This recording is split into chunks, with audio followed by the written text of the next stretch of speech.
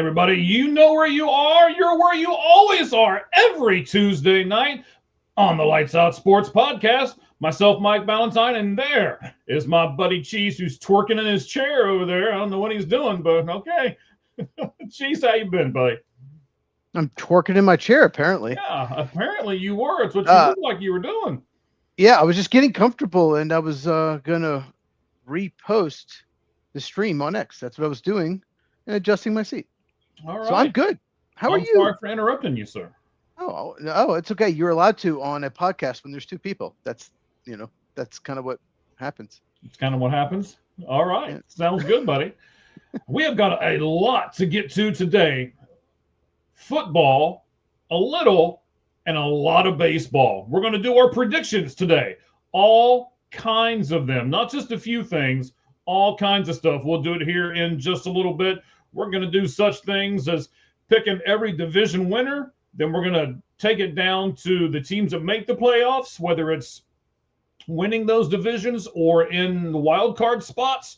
We're actually going to give you both ALCS teams and NLCS teams. We're going to predict the winner of each division. And then we're not just going to stop there. We're going to give you and tell you who will be the World Series champion. We'll do Rookie of the Year, Manager of the Year in each league, the Platinum Gold Glove winners.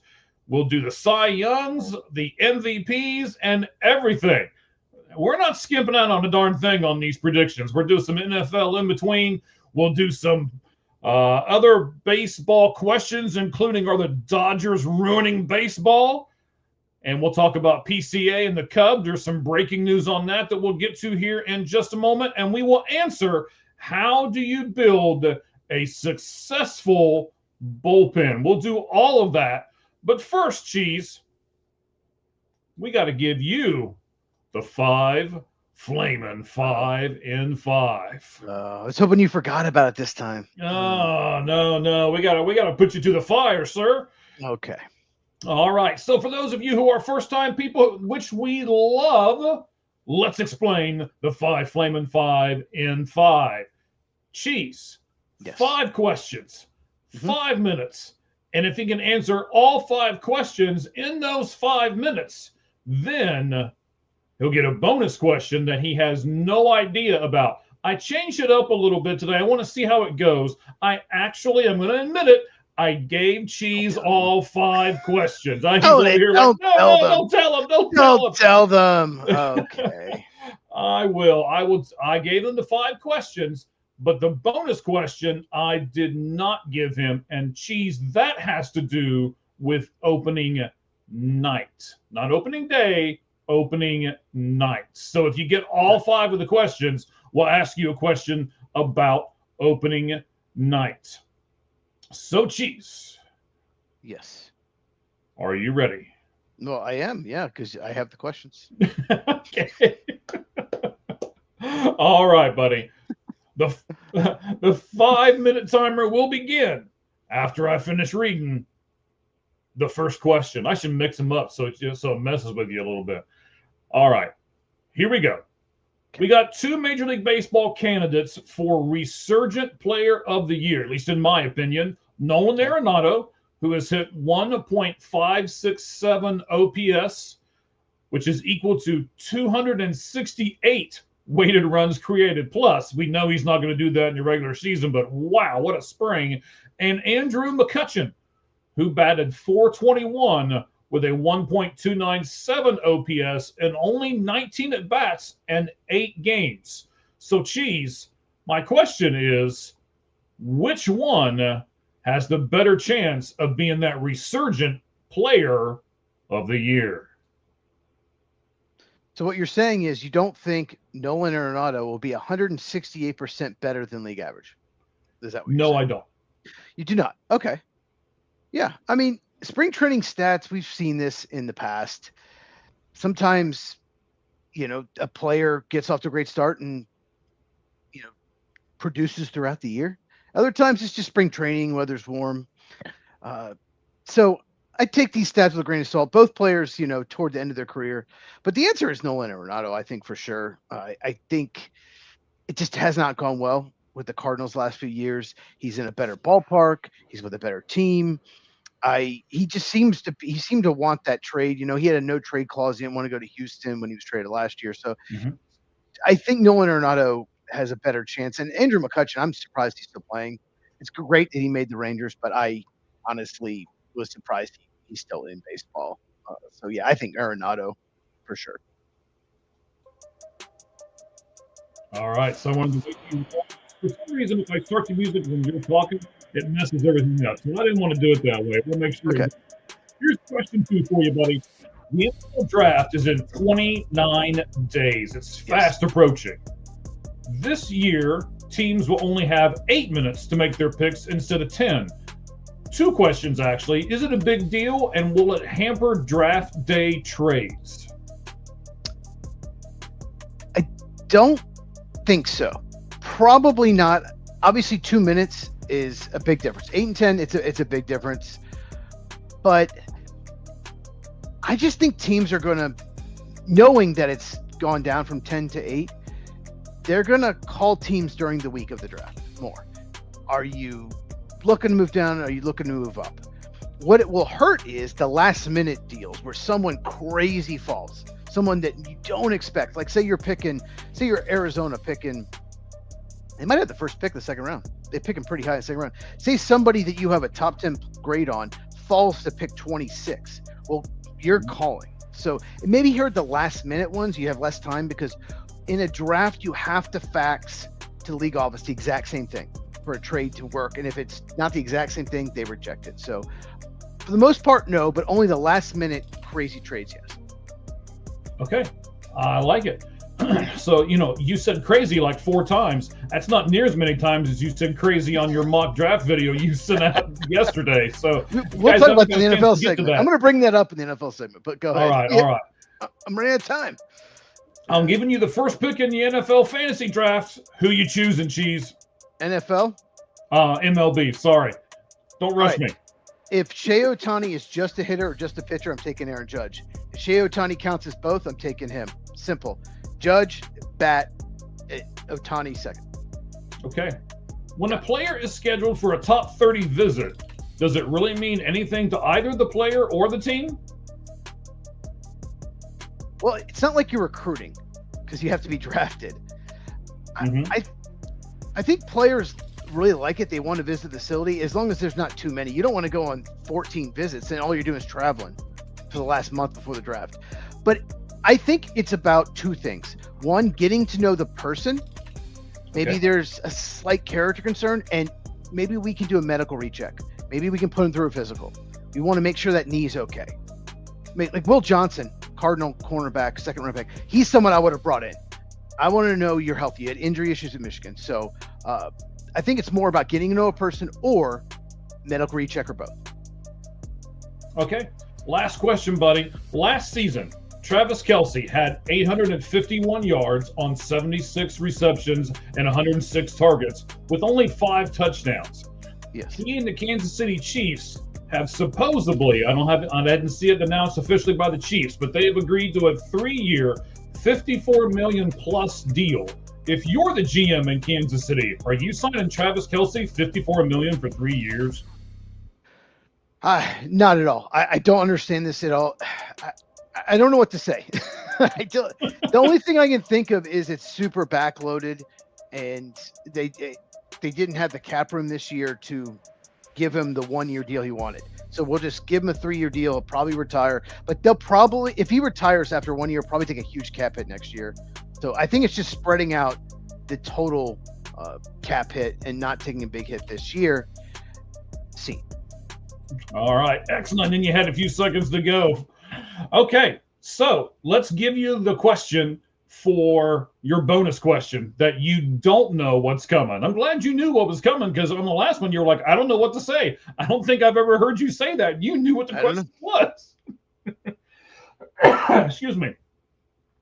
All right, Netflix, as you know, is broadcasting the 2026 opening night. It'll be tomorrow night, Giants hosting the Yankees. 61-year-old Barry Bonds is coming out of retirement to be on the Netflix broadcast. He will do pre-game and post-game. Wow. Does that make you want to watch the show even more, or does that make you not want to tune into the show? Probably more of the second one. He's such an arrogant POS. I just he's so unlikable. He cheated. I did not even know that. I I don't like that it's on Netflix. Then you have to have Netflix subscription just to see it. Yes. That's Yes, you do. ridiculous. Absolutely ridiculous. Home Run And Derby is going to be the same way. well, I don't watch the Home Run Derby anyway. So when Sosa McGuire did, I know that sounds. We talked about cheating, but that was entertaining. But no, I'm probably not going to tune in, to be honest with you. All right, so just so everybody knows, and we're going to throw it all out here real quick. And I got one more partial question for you here. So it's going to be L. Duncan, Albert Pujols, and Barry Bonds will be the pre and post game. And then the actual commentators will be Matt Vasgersian from MLB Network, along with Hunter Pence and CC Sabathia. What do you think about those three on the call? They bring nothing. They're not going to get me to watch at all. NBC has such a better lineup. NBC's Sunday Night Baseball, their lineup is incredible. Love it. That brings nothing to the table. No one's going to watch for those guys. Someone's like, oh, Hunter Pence is calling the game. I got to watch that. No, absolutely ridiculous. And look, I'll be honest, I don't like the Giants or the Yankees. I don't like either team. So you're not really motivating me to get a Netflix subscription. You're not doing it. So I'm not going to watch that game. Okay, that's interesting. I will probably watch the game tomorrow just because I'm a junkie, but I'm not saying that Barry Bonds is going to make me watch it. In fact, I probably won't watch the post game. You know how many crazy hours I work. I'll probably be napping like right up until game time, and then I'll get up and watch it real quick. But so you wake up in the seventh inning. Maybe. All right, buddy. I just wanted to see there, and of course we got Ramen on the wheels right there with us. Showing us her eyes. Okay. She's watching. That means she's watching. You know what that means? She is watching, yes. Okay. Well, I'm sorry. I'm not just listening. I'm not on the hip lingo, but you can listen tomorrow because we are on iHeartRadio now. We've got that all worked out. We are on iHeartRadio, we are on Spotify, and we are on Apple Music. So all three of those will be available to all of you tomorrow if you do just the audio only. If that's what you prefer to do, then you can certainly do that. All right. A couple things. Let me hit a couple buttons over here. There we go. I think that's a little better sound quality, and I think that's even better. All right. I didn't hit the buttons beforehand. So we're going to dive into a lot of this stuff here, Cheese. The 5 Flamin' 5 is done. You surpassed it. You got it. Finally. So now I have to ask you this question about baseball. So we're going to do 3 baseball questions here. And then we're going to jump into a couple of football things, and then we're going to go and do our predictions for MLB. So let's start off with a bang here, buddy. Yeah. Are the Dodgers ruining baseball? Yes, absolutely. There are even some Dodger fans on X that admit it, but they don't care. Now, I'll say this about the Dodgers. Mm-hmm. They're not breaking any rules. This goes back to the mid-90s when there was a strike and they had an opportunity to have some kind of salary cap or do something like the NBA did. I'll get to that in a second. And really punish teams for spending all this money. The Dodgers don't care. They don't care if their draft pick drops 10 spots. Okay, we don't pick 29, we pick 39. They don't care. They don't care with the luxury tax. They pay hundreds of millions in luxury tax because their revenue is insanely off the charts. They don't care. What if I mentioned the NBA? If you do not know, once you hit tax, you're limited on how much you can spend in free agency. There's a mid-level exception. Okay, maybe another team can spend 10 million. You can only spend 5. Another team can spend 20. You can spend 10. There's limit. There's punishments in the NBA about how much you can spend in free agency. If they had something like that, if you don't have a salary cap, you have to have something like that. And there isn't. And it allows the Dodgers, and the Mets do this too. It's not just the Dodgers. Yankees do it too. To just go out and just when in doubt, have one big hole. We need another outfielder. Let's just go get Kyle Tucker. Just throw money at him. We can throw more money at him than anything, and then we don't have to trade from our farm system to fill that need because we have the money. So our farm system stays one of the best in baseball. So they are taking advantage of the rules now. They're taking advantage of it, but yes, the way they're doing it is absolutely ruining baseball. What do you think, Mike? Well, let me give you a chart. I have an old man over here has figured out how to do a few things on our streaming service. So let me give you this. Old man Mike. And I saw we have a new nickname, Old Man Mike. Yeah, Old Man Mike over here. So this is a chart showing you how much ticket prices are for the Dodgers. Can you see this stuff?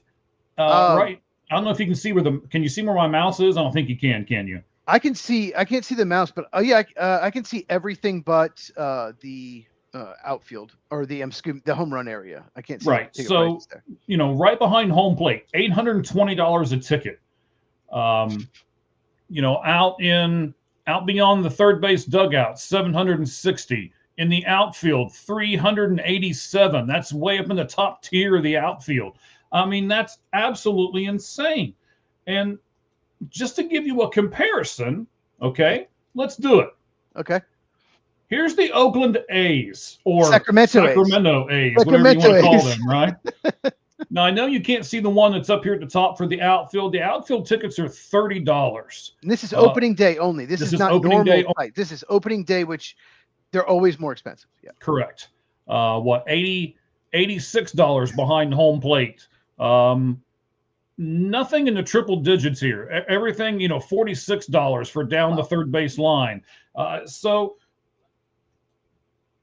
I can't fault the Dodgers if they can get the money for it. If crazy people will pay that kind of money, I can't fault them. You know that I just did a whole bunch of spring training stuff.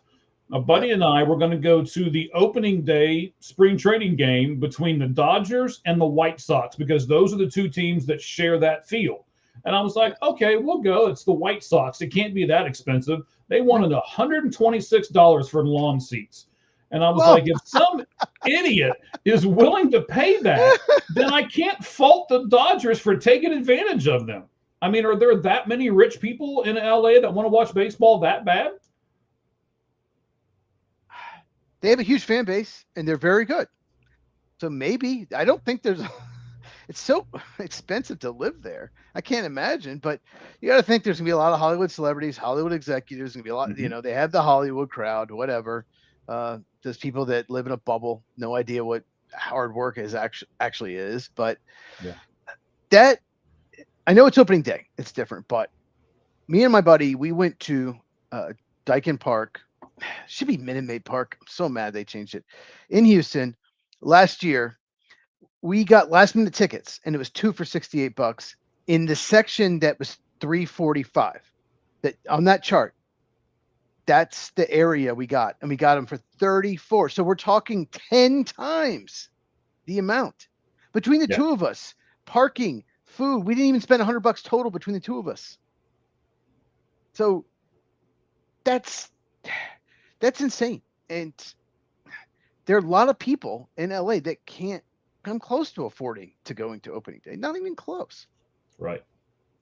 I mean, there's no special pitching matchup. They're playing the Diamondbacks. So it will be Zach Gallen for the Diamondbacks and it will be Yamamoto for the Dodgers. That's the opening day matchup. The rest of the World Series MVP. I mean, he was a World Series MVP, so okay. He's pretty good. I mean, I'm not saying he's a bad pitcher, but I mean, it's not like it's Nolan Ryan or anything out there. I mean, sure. Or Chuck Norris, R.I.P. Chuck Norris, God rest his soul. R.I.P. I mean, when Chuck Norris goes out there, the mound rises up for him. So, and the rest of I just come up with that. That's not bad. It's pretty good. Yes. Mm-hmm. Emmett Sheehan will be day 2, Tyler Glasnow 3, and then Roki Sasaki will be the next. And then they're saving Ohtani for game 5, which their first 6 games, don't get me started, will be at home. They get Diamondbacks and Guardians do the Dodgers. So two things. Sasaki has been awful. One of the worst pitchers in spring training. Yes. Second thing is when Chuck Norris charges the mound, he kicks the umpire out. Is that what happens? Yes. Okay. I love Chuck. I really do. Loved Ah, him. absolutely. Everybody loves Chuck Norris. So, last thing here for the Dodgers, and are they possibly ruining baseball? Let me give you this. The average family of four, if they go to a Dodger game, they buy the cheapest tickets available. Now, this is not opening day ticket prices. These are average, everyday, run of the mill tickets, but they're the cheapest ones available in that stadium. Family of four, cheapest ticket available. When they park, they each get a hot dog. That's four hot dogs, Okay. two beers, one for each adult, two sodas, one for each child. You have now racked up a cost for that family of four for those items of $413. You can't afford to take. Most people can't afford to take their families to these Right. I games wouldn't, anymore. I'd never be able to, and I honestly, I wouldn't do it. No, it's and kids. I want to go to a game. I want to go to a game. You could, but even so, like you could probably do it once a year. A lot of families of four. Can you imagine having a family of 5 or 6? You could probably do it one time all year. We pick one time Pick one game. because you can't do it 3 or 4 times anymore. I used to live in Tennessee, and I was an hour and a half from Atlanta. I used to go to 2 or 3 games a year, no problem. I would not spend $400 on 3 games with everything, not even close to that. Like that's insane. It's yeah, but if there's enough people that will pay that, they're going to charge it. Yes. Yes, they are. Okay, so I'm trying to find it here real fast. I'm scrolling down through, and of course, I get distracted by other stuff here. Pete Crow Armstrong. So your Cubs have selected, Yes. Let's see here, Dylan Carlson made the team. Ex Philly made the team. I can't remember his name right offhand. Shortstop, second base guy. Scott Kingery. Scott Kingery, there you go. He made the team. Mm-hmm.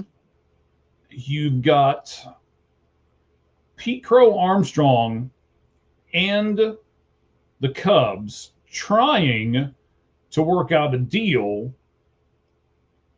Are you kidding me right now? Did you lose it? Wait a minute. Have you seen the Puka Nacua news? No, but I will try to pull it up. Is there breaking news? I've got it right here in front of me. All right, go for it. Go for it. There's a woman accusing Rams star wide receiver Puka Nacua of biting her and saying a word that begins with F and rhymes with duck, all the Jews. She claims that he did that with her. There was a dinner party where they were sitting at, like one of those dinner parties where you can, pick your star to sit with or whatever. It's what it sounds like. Oh no. So I have not seen that anywhere. Is this a good source? Is this like a good person with the? Hang on, let me go back. Dov. I don't trust. No, you're going to say no, not a great source? I do not trust that guy for anything. I can't stand him. I think I actually have him blocked. I cannot stand him. Interesting. Look, most of the stuff he reports is true, but a lot of it, he's not the only one. There's TMZ saying that. Of course, I mean. Okay. All right. No. It's fine. It's probably true. I don't think he. I mean, he's got when you have over 100,000 followers, you're not gonna make it up. But, yeah, I don't really want to talk about that. That's okay. I just saw it as I'm going through the timeline here. I thought he agreed to an extension, like maybe passing Jackson McJigga's extension or something like that. But I don't. No. I'm not getting involved with that. Okay. All right. That's fine. So Pete Crow Armstrong. Yes. Right. Pete Crow Armstrong. Back. So according to Jeff Passan a couple of hours ago, he's reporting that they have agreed to a 6-year, $115 million contract extension that starts in 2017. That runs out in his age 30 season, so that he will then go back on the market at age 31. I know that kind of takes away from the question that we had in the beginning here, because I was asking you some different stuff. So I'm still going to ask you though, because it's not a sure thing. It's just what he's reporting. I mean, I'm not saying he's a bad reporter or nothing, but I haven't seen anything from the Cubs or from Pete Crow Armstrong's camp. So until I do, I'm just going to say it's a rumor right at the moment. Excuse me. So if you were the GM of the Chicago Cubs, what would a PCA contract look like to you, knowing that you're a huge fan of them, and I assume you want to keep Pete Crow Armstrong around? Well, yeah, I mean, it's Jeff Passan. He's not going to report anything that's inaccurate. He knows. He's definitely not my favorite reporter, but I did not like how he covered the World Baseball Classic. But 6 years, 115. Yeah, that's not surprising. I was hoping for more like 8 years, 145, 150. Get him locked up for 8 years, But it's one of those that'll help both teams. Look, PCA will make more money the next few years than he would have, and the Cubs get him for 2 extra years beyond when he'd be a free agent. It's one of those that it's good for both players. They actually offered him very similar, like the rumor is, no, not confirmed, 7 years, 66 million last spring training, before he had this breakout, before he finished 9th in MVP voting, before he won the Gold Glove, before he started the All-Star game. They offered 7 years, 66. And the rumor is that his camp wanted closer to 80 to 84 to 90. And the Cubs said no. Boy, they wish they had done that now. But no, this makes sense. I think that's about the compensation as far as per year. I take this with a grain of salt because Bob Nightingale, half the shit he says is bullshit. But he says there's an extra 18 million via escalators in there. But, Bob Nightingale, you can't trust him. But it's possible. It's 50-50 chance. That's correct. So, no, this is great for the Cubs. He is one of the best guys you could have in the locker room. He's always positive, and I'm very happy that he's going to be a Cub. I'm a Brave Cubs fan. If you're new to the channel or new to the pod, and so I'm very happy that he'll be there for the next 6 years. All right, so let's take a couple seconds and talk about PCA for a second. Last year, as you have already stated some of this, he took a huge step forward with a power perspective. So last season, he hit 31 home runs, had 72 extra base hits, stole 35 bases. Those are pretty good numbers, making him one of only 7 players to go 30-30 last year. That's 30 home runs, 30 stolen bases. He also led all outfielders, so defense is important, with 24 outs above average, and he tied for second among center fielders with 15 defensive runs saved.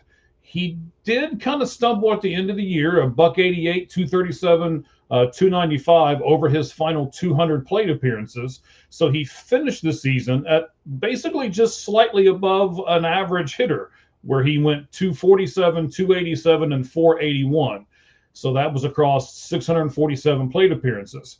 He had an awful postseason as well. He only batted a $185 with he didn't have any extra base hits in those 8 postseason games that he was in. He's one of the most aggressive hitters in the league. He swings at almost 60% of the pitches he sees in his career. So no other player who has took 500 plate appearances last year swung more often than he did. So as a result, he walked in 5% or fewer of his career plate appearances, and he's gone down on strikes at an elevated 24% of the time in which he has come to the plate. Then just giving you a little bit of background as far as the timeline and stuff goes. Pete Crow Armstrong is 2 days shy of having 2 full years of service time. You can talk about that if you want, what the Cubs did there. He would have qualified for early arbitration as a Super 2 player next offseason. He was 5 years away from reaching free agency and would have hit the market at age 29. To give you a comparison contract, Jackson Merrill signed a 9-year, $135 million extension with the Padres last spring, and is the top guarantee for a player between 1 and 2 years. And Merrill and Armstrong have similar profiles as center fielders. I know I just gave you a bunch of information, but you can pick it apart and speak on any of it that you want, buddy. Yeah, he had an amazing first half. He's one of the best players in baseball. He was, an MVP candidate. What happened in the second half, he started struggling. And when he started pressing, he started swinging. He did that thing where you decide you're going to swing before the pitch is thrown. I gotta help my team, and so yeah, he started swinging at pitches out of the zone at the actually third highest rate in baseball. He ended up at swinging pitches out of the zone. Unfortunately, Michael Harris was second for the Braves. God, Michael Harris, he's got to fix that. But so I think he pressed in the second half. I don't think it was all they figured him out or anything. I think he went through a struggle for like a couple weeks and then just started pressing and was just trying to pull home runs and just trying to get back to that. In the postseason, he did struggle, but one thing I did like was when he came up, he cut down on the swing a little bit. He wasn't just trying to, like, with men in scoring position. He had a really clutch single against, I believe it was the Padres in the first round, where he just cut down his swing and just tried to serve the ball in the outfield, and he did. So I think one of the reasons he struggled in the postseason was he was trying not to do too much and took away a little bit maybe from him. Okay. So it was small samples. I don't think he was as bad in the postseason as those numbers, but his leg kick in the preseason looks much less. He's not taking this big leg kick. Yes. In this spring training, yes. In spring training, he's probably, his power might not be as good doing that, but at the same time, he's probably going to strike out less. And the big thing with him is plate discipline. Stop swinging pitches out of the zone. You will get yourself out. And he had a very good World Baseball Classic. For a while there, he was carrying the team. So yes, I'm very optimistic that he'll hit more like the first half than the second half. More than likely somewhere in between, but he's much better hitter than 188 in the second half. But I don't understand what the Cubs are doing here, because he's 5 years away from being a free agent anyway, and you're going to sign him to a 6-year contract. I mean, are you just trying to get financial stability and that's it? So it says here he's 4 years away. Is he 4? Okay, so yeah, maybe I was wrong. Okay, yeah, it says it eats up 2 years. Yeah, they wouldn't have done it if it just 1 year. I know, that's what I was thinking. Yeah. If it was 1 year, if it was 1 year, it wouldn't have been that big a contract. So yeah, he would have been a free agent at 27 going into 28 season. Now it's 29, 30. So, he had 30-30. He's the second Cub ever to have 30 homers and 30 stolen bases, and the only other person to do that was Sammy Sosa. So I love this move. It's no matter what, if he still hits league average, he's a 4 or 5 win player because of his elite defense. Mm-hmm. He is insane out there in center field. The jumps he gets on balls, you can't teach that. You can't coach that. Yeah.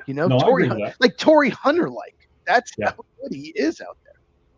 Dare we say maybe Ken Griffey Jr.-esque out there in center field. I mean, he can cover a lot of ground. So here's my final question for you as far as PCA goes. You're not in Dallas. D for defense, Pete Armstrong. Okay. D for defense. There you go. I was going for the big D and didn't mean Dallas, but okay. Song reference, just like I did. Never mind. On Sunday, I did the song reference. I got called an old man by somebody on this panel. So anyway, where would you bat Pete Crow Armstrong? Because he strikes out so much, he can't be your leadoff guy, really, even though he's got so much speed. So where would you put him in the lineup, Cheese? Can't be your leadoff guy because he doesn't get on base enough either. Mm-hmm. So where would I hit him? 5th or 6th? Because he gets extra base hits and he can hit guys in. So I would hit him 5th or 6th. He's not going to hit 1 through 4. He's just not, because they have a very good 1 through 4. But depending on the righty lefty matchup, because he's a left-hand hitter, I would hit him probably 5th or 6th in the lineup. Okay. All right.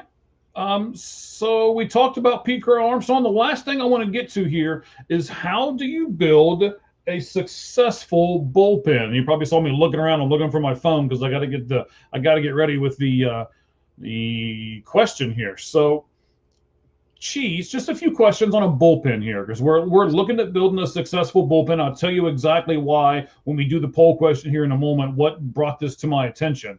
So can you have a successful bullpen without an established closer? Unlikely. Established. The key word is established. Correct. Obviously, you want to have an established closer going into the season.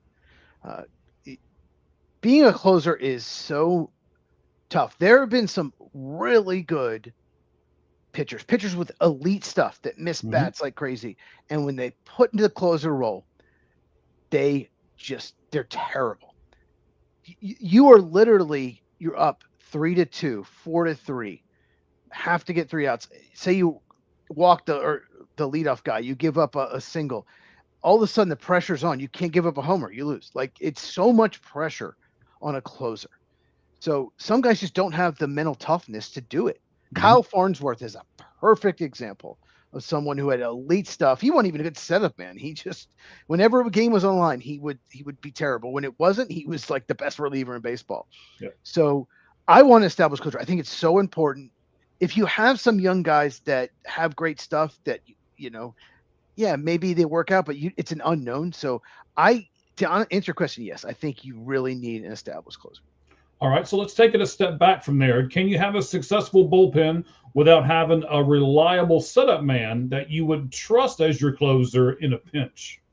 No, because pitchers do not go 8 innings anymore. They go 6. I think the average pitcher goes like 5 1/3, 5 2/3, but even the good ones go 7 at most. Every once in a while they go more, but yeah, you got to have that setup guy that can also fill. You're right. You need a guy that can be in the 8th inning, that's your setup guy you can trust, but also fill in closer if it's needed. It's so important. Closer can't go back to back to back or whatever like that, right? You can't. Or if they get hurt. We don't want to wish that on any team, even the ones I don't like. I don't want to wish that on any team. Let me give you the poll question here. We'll get to it in just a second. Okay. So how many left-handed pitchers do you need for a successful bullpen? Again, I'll get to why all this happened here in a few moments. You can say 2, 3, 1, or you don't need a lefty in the bullpen. And those are your choices. So 2, 3, 1, and you don't need any left-handers in the bullpen. Let's continue with our bullpen conversation here. We got a couple more questions. Can you have a successful bullpen without the rest of your bullpen having defined roles, like the 7th inning guy, or he's the low leverage guy, and he's the high leverage guy, or here's the long man? Or I guess I know for myself, Cheese, when I go to work every day, mm-hmm. I pretty much know what I'm going to do before I get there, and I can prepare myself for the role in which I'm going to have for the day, and I like that. Do you think you can have a successful bullpen without having those rules in place and everybody just shows up and whatever role I want you to do, that's what you're going to do for the day? I've seen it where teams actually do a committee and right. It still works. You never mm-hmm. know. Like they'll use a guy in the 5th inning one game, maybe the 8th the next. I think it can work, but most of the time it's not. Most of the time it's better to know your role, to everyone have the role on the team, knowing, okay, if the game gets there, okay, this guy, he can go 2 innings if we need him, 5th or 6th inning if the starter doesn't go. Mm-hmm. This guy's coming the 7th. This guy's coming the 8th. You know your role. That's ideal. That's what you want. Once again, I've seen bullpens that have just not had the roles. It's been a disaster. I think it can work, but most of the time, no. So probably, ideally, with a bullpen, you want depth. You want 3 or 4 guys that can pitch a 7th or 8th inning. You want 2 guys that can close, and you basically you don't want any middle relief. Everyone can set up, or maybe one long guy and everyone else can pitch 7th, 8th inning, and maybe 2 guys can close. That's ideal. You want depth in the bullpen. Right. So I think a role is important, and the bullpen is it's there's so many teams that have good starting pitching and a good lineup. They just don't have a good bullpen, and they don't, and they win 78, 79 games because the bullpen just keeps blowing leads. So it's bullpen with starters going fewer and fewer innings is more important than ever. Yes, absolutely. I thought when the Kansas City Royals won the World Series a few years ago with their bullpen, that it would change the culture, but it just didn't. 11 years ago. Was it 11? That many? It was 11 years ago. Wow. Man, making me feel old, Cheese. Thanks, buddy. Do you remember who the MVP was? Salvador Perez? I didn't remember either. I have to look it up. Okay. It was. That was correct. I thought you had it. I was going to say that would be I was curious. So that was a good call. You got it. How many left-handers do you need in a successful bullpen? And here's why I asked, Cheese. I'm going to give you the spectrum here. The Nationals, I know it's the Nationals, but the Nationals have 3 left-handers in their bullpen. Okay. The Diamondbacks have 0 lefties in their bullpen. So that's why I asked the question, do you need 2? Do you want 3? Can you get by with 1? Or would you say you don't need anybody as long as they're a bunch of good pitchers? Who cares if they're right or left? So a couple things here. Mm-hmm. One, the Nationals have 3, but I mean, are they any good? Their bullpen, I looked at their bullpen, knowing this question was coming. Uh-huh. Oof, I heard of one of them. I've heard of one of them. I don't know who these guys are. They might be terrible. So The Nationals, it doesn't matter. It doesn't matter if you have 3 lefties if they're terrible pitchers. I'll say that. As long as they're good. Here's why I don't want 0. Here's why I'm a little worried about Diamondbacks. Say, hypothetically, you have a team where, okay, say the Diamondbacks throw a lefty starter out there, right? Mm-hmm. Like Eduardo Rodriguez starts out there, right? Okay. And so you're like, okay, so they put a righty out there. Maybe he's a bad defensive player, but he can hit. So you put him there against a lefty, and then Rodriguez leaves after 5 innings. Well, even if his spot's in the lineup or not, you can just take him out. If you know that there's no other lefty in the bullpen, you can take him out and put in a left-handed hitter who's a better fielder. So you can strategize. Okay, they don't have a single lefty in the bullpen. The rest of the game, we're only facing righties. So it gives maybe pre-game, before the game, the manager, can start a lineup based on that. Yeah. Having said that, if you have a couple righties that are really good at getting out, like as a splitter, just really good getting out lefties, maybe a cutter, something, then you're okay. But I would, man, 0. Ideally, you'd want 2 or even 3 if they can miss bats, if they're really good. But even 1, I think, is important. But 0, that's rough. Yeah, I'm interested to see what the strategy is going to be for the season for the Diamondbacks because they don't have any lefties in their bullpen at all. The poll question, so you don't need any, and 1 both got 10%.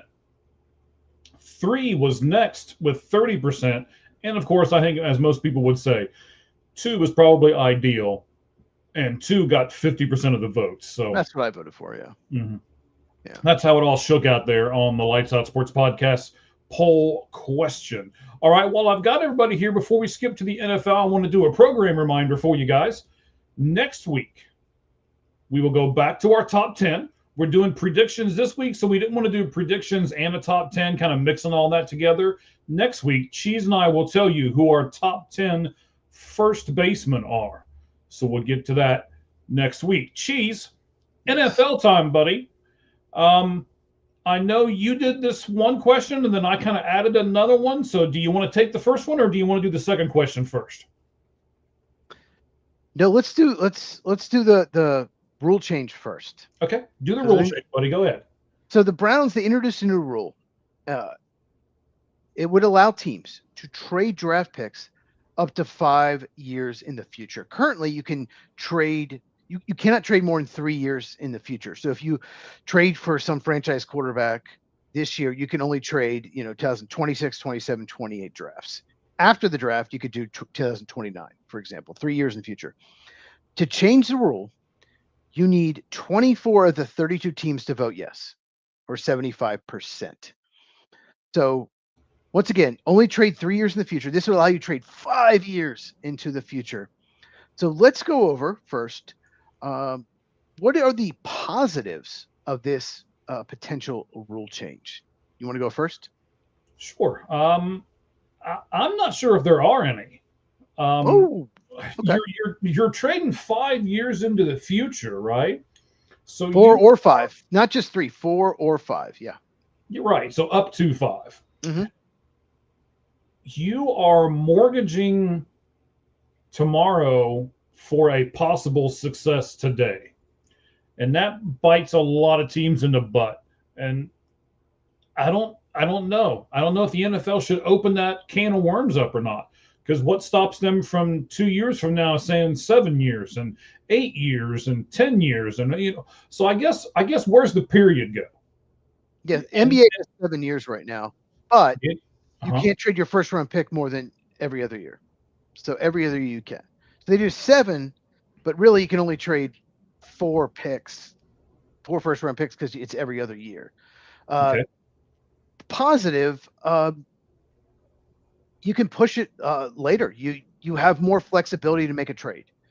If somebody wants, um, you know, say you don't want to trade your first round pick that year, okay? You maybe this first round is strong. Maybe you're picking. Maybe the Bengals are picking 10th this year. You like the top 10, but you don't. So okay.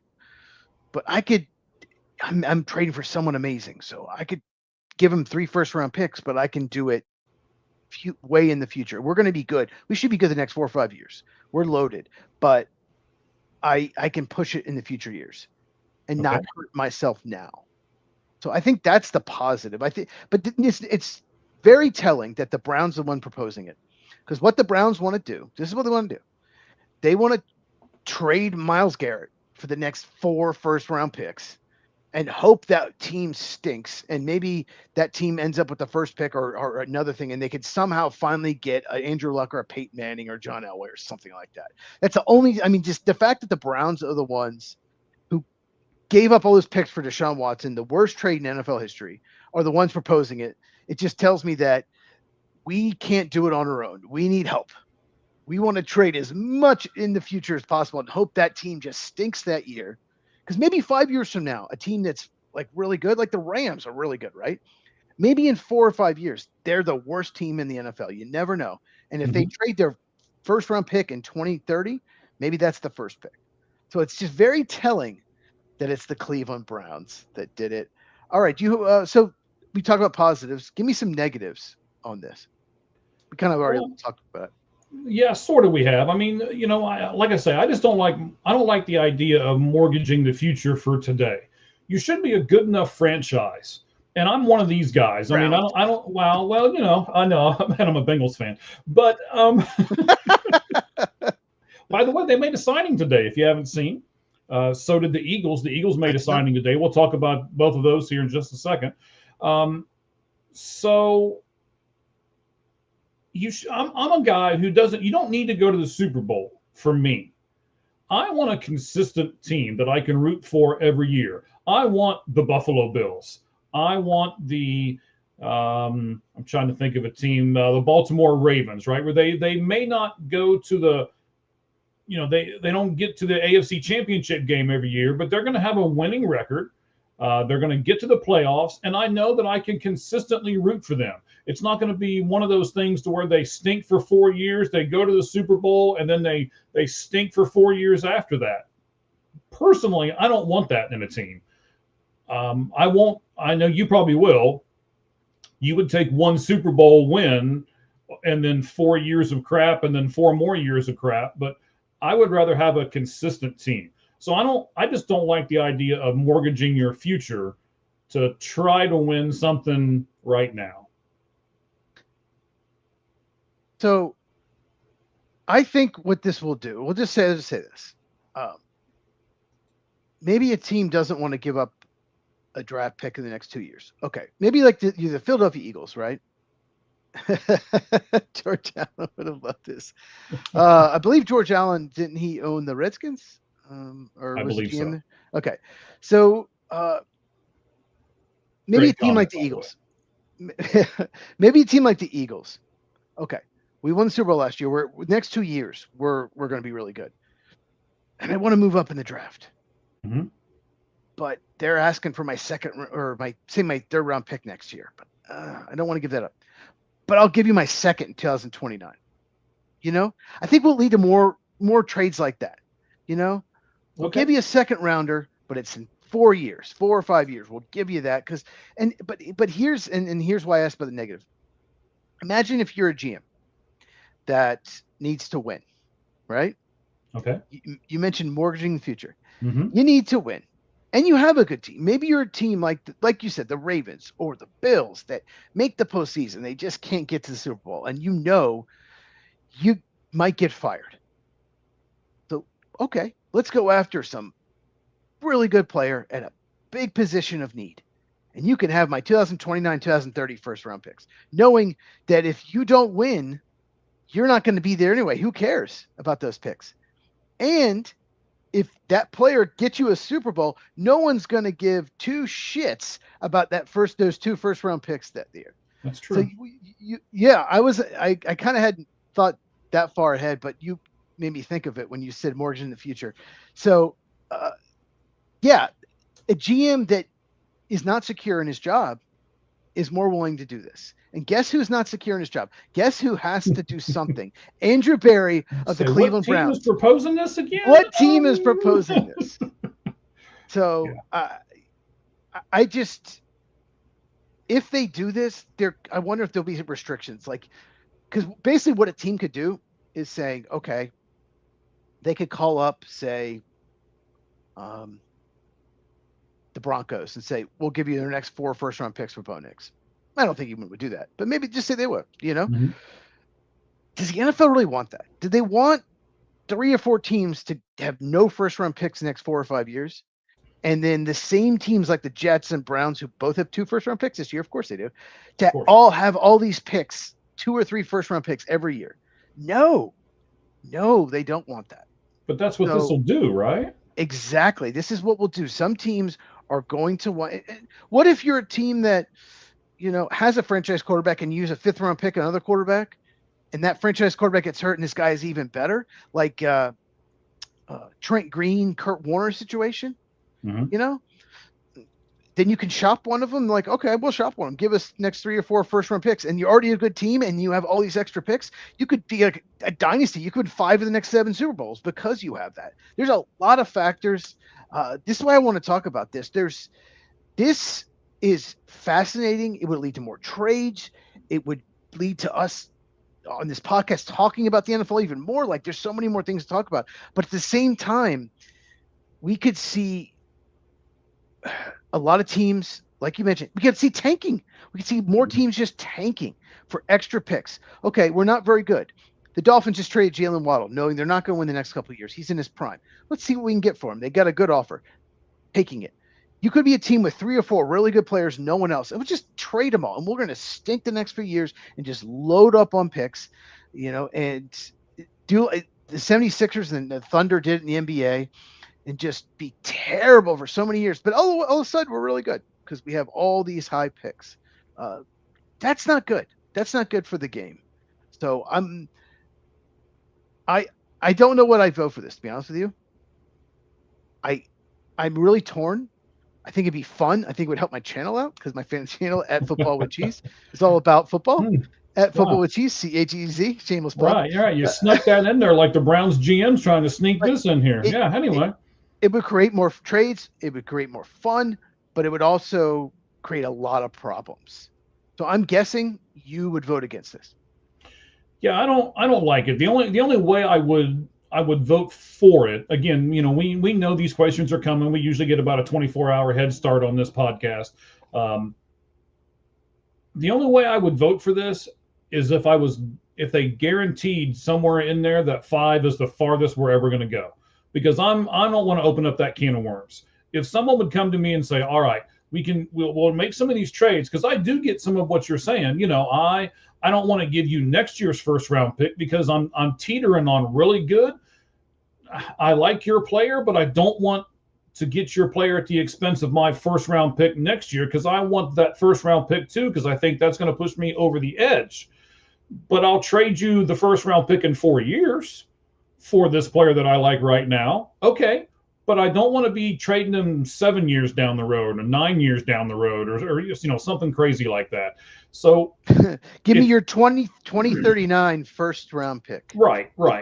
and I also want to throw in the fact, and we've talked about this a couple times on the show before, at least football allows you to trade picks. Major League Baseball does not allow you to trade draft picks, and I can't stand that. So we will talk about that more. Either. We will talk about. Sorry, let me interrupt you. We will talk about that more as we get closer to the baseball draft, because I do want to have that topic, that discussion with you. You can trade certain picks, but only a few, and it's just what is it called? when you don't have the revenue as the others, they can trade it. They get these extra picks. There's a term for it. So they're compensation picks. Yes.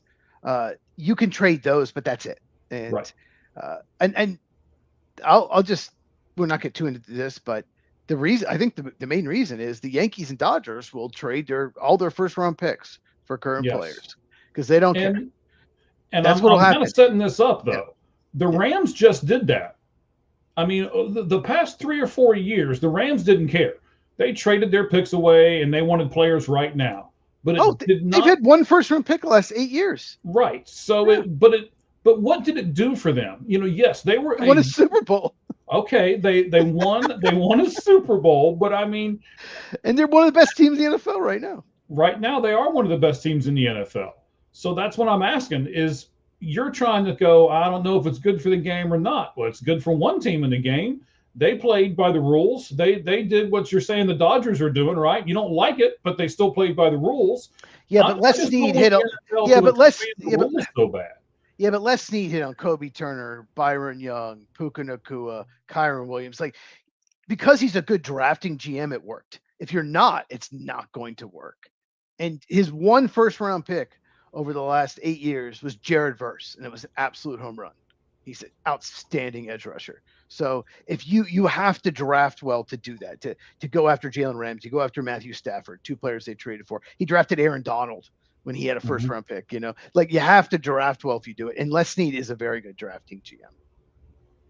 Okay, so you're saying no matter what these rule changes are, you're still going to have to be talented in order to get a talented team. True, but what this will do, if the Browns have 2 or 3 first round picks every year for the next 5 years, it gives them a chance to, they're going to miss on some because it's the Browns, but maybe they hit on half of them and they're actually a pretty good team. They actually make the playoff. Like, they're good enough. That's basically what it is. It feels like to me the Browns want outs. They don't want to just pick they want an opportunity to have all these extra first round picks, and maybe we hit on a quarterback finally. Maybe we hit on some of these picks, which they hadn't. They had a good draft last year, but before that it was awful. So it just seems like this is Andrew Berry wanting an out. I have no idea if this is going to pass. I have seen no rumors about it. I have no idea. I feel like it could go like 27 votes. I think it could go 7 votes. I have no clue. It's interesting, though. I really like the topic. It's interesting. Before we get to the second topic, did you see my video on my channel at Football with Cheese on YouTube, by the way? Did you see my video on my Mock Draft Monday, the crazy edition? Yes, and I mentioned it earlier, remember? Yes, you did. So you saw who I drafted. Like I said, this is a crazy edition. I was not doing a projection. I was trying to be crazy and think, what if this happened? What if it's chaos? I had the Bengals taking Jeremiah Love, yes, running back Notre Dame. What do you think about that? I would like it if they got Jeremiah Love, to be honest with you, but I don't think he's going to fall down to 10. Now, I really must say, when I saw the how do I want to say this? So you're doing a great job on your channel of giving me a picture in the beginning, and now you even got this little intro where your little helmet bounces in and the football bounces in, and I'm like, oh, look at Cheese. That's Shauna. Shauna made that. Okay, I wasn't sure how much credit we were going to give to who here, so I figured I'd let you do that if you wanted to do that. But she's very talented, by the way. Yes. And then you said it was going to be a crazy draft, and I'm like, what does this guy mean by a crazy draft? And then as I started listening to it, the first few I was like, no way, that's not happening. And then that's the point. Well, it is kind of the point, but there were some of those trades in there that, as you were talking about them, it's like, oh yeah, I forgot about that guy. If he does fall that far down, now all of a sudden you're going to make some of these teams decide, do I pick best player on the board or do I pick the need that we have? And then you're right. It could go into absolute chaos. Yeah. Because the draft is not scripted this year like it has been in years past. I think the draft in years past, we've been able to kind of script it to where we know, like even the team at 20 is going to take either this guy, or this guy. But once you get past like 8 to 10, I'm not sure who some of these teams in the teens are really going to take. It's not just that. We kind of know who the top 10 are for the most part. Mm-hmm. We don't know the order. I have no idea who the Jets are going to take it to. You could look at 7 mocks from draft analysts and the media out there. You're going to get 4 different people going to the Jets. So I don't know Caleb Downs. I don't know where he's going. Jeremiah Love could go 4th. He could fall to the top 10. Like, I don't know the order. And usually at this point after the combine, usually you kind of know, right? For the most part. Sometimes you know, like last year, we knew the top 3. We probably knew the top 6. Like the top, I got the top 6 exactly correct in my mock. Maybe not the team because there was a trade, but still, I had the top 6 correct. You kind of know that at least a week or 2 before the draft. This year, and it's so weak at the top, I think we're going to see some guys picked even in the teens, not just the 20s, the teens that people think are second round picks. And I think guys that are mocked 15th, 18th are going to go in the second round because I don't think there's much difference. Like where Baltimore's picking at 14, they might take a guy that is 36 on the consensus board because there's not much difference. I think Cincinnati's in a good spot, maybe Miami at 11, but after that, I don't want to be picking later than that because there might be 10 or 11 first round talents in this draft. I think it's going to be chaotic, and that's why I was thinking about it, why I made the video. And if you do watch that video, there's some people that, fall like way further, and just like maybe this could happen either based on positional value because it's not a, because I have offensive linemen going way higher than they should because people need offensive line. It gets overdrafted. So, but other positions like defensive back may fall. You never know. Yeah, and they're getting expensive. So why not get the guy in the draft? And have him for 4 years, and then do your 5th year option, and save a lot of money that way instead of paying free agency prices for linemen. So I had 4 offensive linemen in the top 11. That was, but it could happen because they get overdrafted. They were way overdrafted last year as well. So it should be good. All right. So I said that there were 2 signings today. Let's get to those real quick. So these are the 2 signings that I have seen. If you've seen any more, Chiefs, please correct me and let me know. I saw that the Eagles are signing wide receiver Elijah Moore to a 1-year deal. I forgot Elijah Moore is just 25 years old, but this is his 4th team. Yeah, he sucks. So you don't like him? He was very good at Ole Miss. He was a player that was mocked to the Packers more than anyone. About 4 or 5 years ago, and fell the second round, and he has just never been good at all. He's just not a good player. He's very talented, so the Eagles taking a flyer on him, but he's not very good. And then I did see my Bengals made a move today. They signed quarterback Joe Flacco to a 1-year deal, so they've got their quarterback room pretty much put together now. So yes, there you go. No comments on Joe Flacco to the Bengals? I mean, they need a backup. Yeah, that's fine. And he seemed to like playing there. So, and more than likely he'll have to start at least a few games because the way Burrow is playing, especially if he's got to stop playing flag football, making those cuts in that video. It's like his ACL's about to tear. Stop it. Just stop, Joe. What are you doing? Like, what are you doing? Like you cannot. They have no chance if Flacco is the starter for the whole year. They're not winning anything. You cannot get hurt. Yeah, I think they proved that last year. Yes, they did. All right, so we got one more NFL question. Do you want me to do this one, or do you want to take it? Go for it, man. It's your question. All right, so there are 7 non-quarterback players in the NFL this season who are making $40 million plus. Now that Jackson Smith-Njigba has gotten his contract extension. So, Cheese, I'm going to have you rate these guys. I'm going to give you them in the order of money in which they make, and then you tell me what order you would put them in. So 7 of them making $40 million plus. Here we go. Starting with number 7, the guy who is he's only making $40 million, Myles Garrett.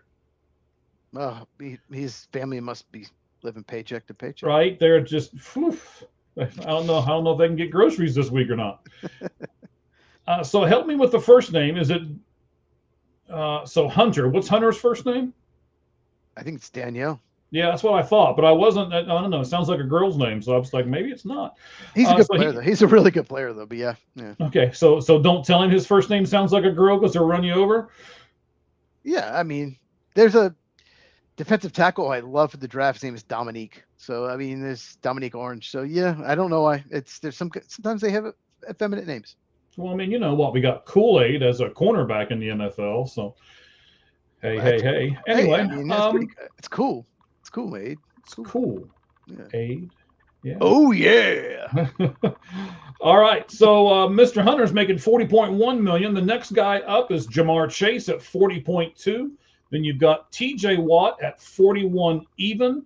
You got Jackson Smith and Jigma now with his contract, 42.4 million. The next to the top is Adrian, right? Aiden. Always do that. Aiden Hutchinson, 45 million even. And then the number one highest paid non-quarterback position in the NFL this upcoming season, Micah Parsons, $46.5 million. So let's go top to bottom, Cheese. Who is your number one guy? Who makes the most difference on the NFL playing field out of those 7 guys? Myles Garrett for sure. 40 million. 25 sacks, defensive player of the year. Myles Garrett, 40 million. Yeah, no doubt about it. Wow. Okay. I really thought you'd go with Parsons. So who's your number 2 guy? Parsons. Well, I mean, 6 million less a year than Parsons, so you have to go. With okay, so you're considering the money factor into the whole thing too. Sure. Yeah. I mean, there's not look difference between 40 and 46 on your cap. It's not much at all. But if it was the same money, I'd probably still go Garrett. But if for example, Garrett was 46, Parsons 40, I might have said Parsons. But yeah, Parsons too. All right, Myles Garrett. Mr. Parsons is second of your Green Bay Packers. Who's third, Cheese? Probably Aiden Hutchinson.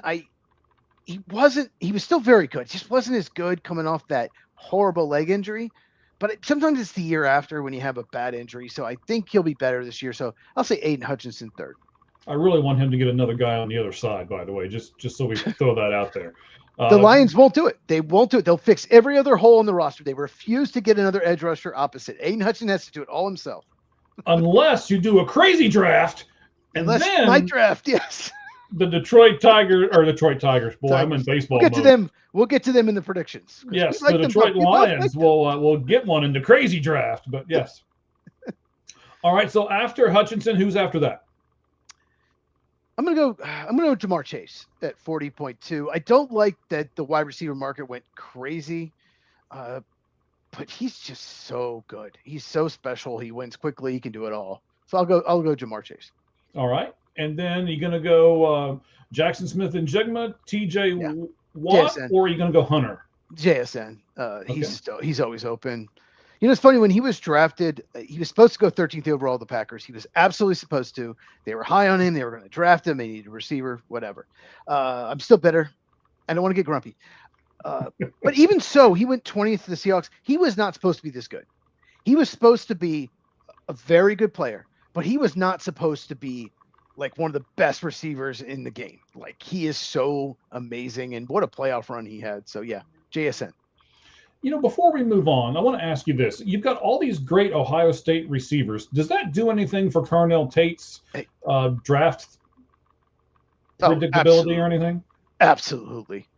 Mecca Egbuka went 19th overall. The knock on him was, he's always played with Jeremiah Smith and Marvin Harrison Jr., so he's always been the number 2 guy. So the best corner never covered him. Tampa Bay's like, we don't care.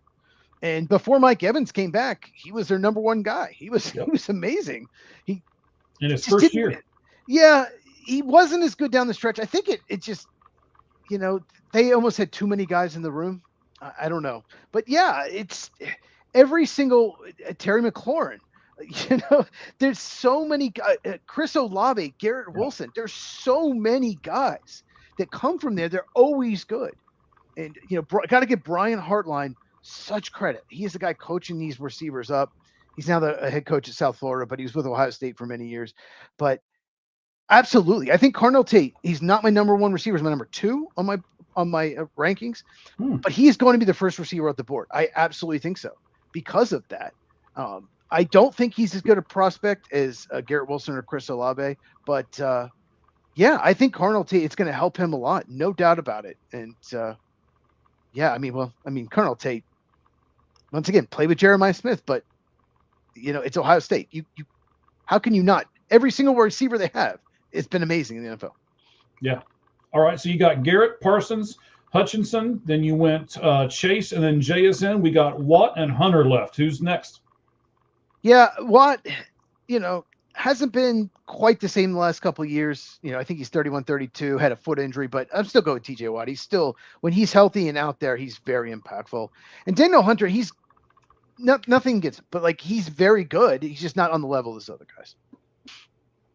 Okay. All right. So, ladies and gentlemen, it's about that time. It's about that time for the best graphic in all of baseball. Well, not just baseball, all of podcasting. All right. All of it. All of it. Is it every single one of them? The flaming baseball. Oh yeah. Even the podcasts that we like. And there are several of them out there. Yes, a lot of good ones. Yes, there really are. If you like the Red Hot Reds podcast, Mike did that on Sunday night. I was all over the comments, but yes, the Reds on All Gloves Off. What is your YouTube? All Gloves Off social media. All Gloves Off Sports Media is the YouTube, and you can catch it right there on that. That is correct. And you can catch Red Hot Reds. So if you are a Cincinnati Reds fan, check out Ricky and Roger do a great job. And for those of you that don't know, the All Gloves All Sports Media Group, we're going to put a conglomerate of a bunch of podcasts together, like Cheese, like the one we're doing right now, like Red Hot Reds, and we got a few other ones coming down the pike. So tune in to that. And in fact, tonight, I'm glad you had me bring this up because I may have forgotten this before it was all said and done. The video that we're doing right now, live right here, Red Hot. So you got me doing it. We're Reds now. We're doing a Reds podcast all of a sudden. We are. Lights Out Sports Podcast right now on YouTube. This is our 500th video on our YouTube channel. Oh, so cool. Check out all the other 499. It might take you a while, though. All right, guys, here we go. Into our Major League Baseball predictions. Might take you a while. That's an understatement.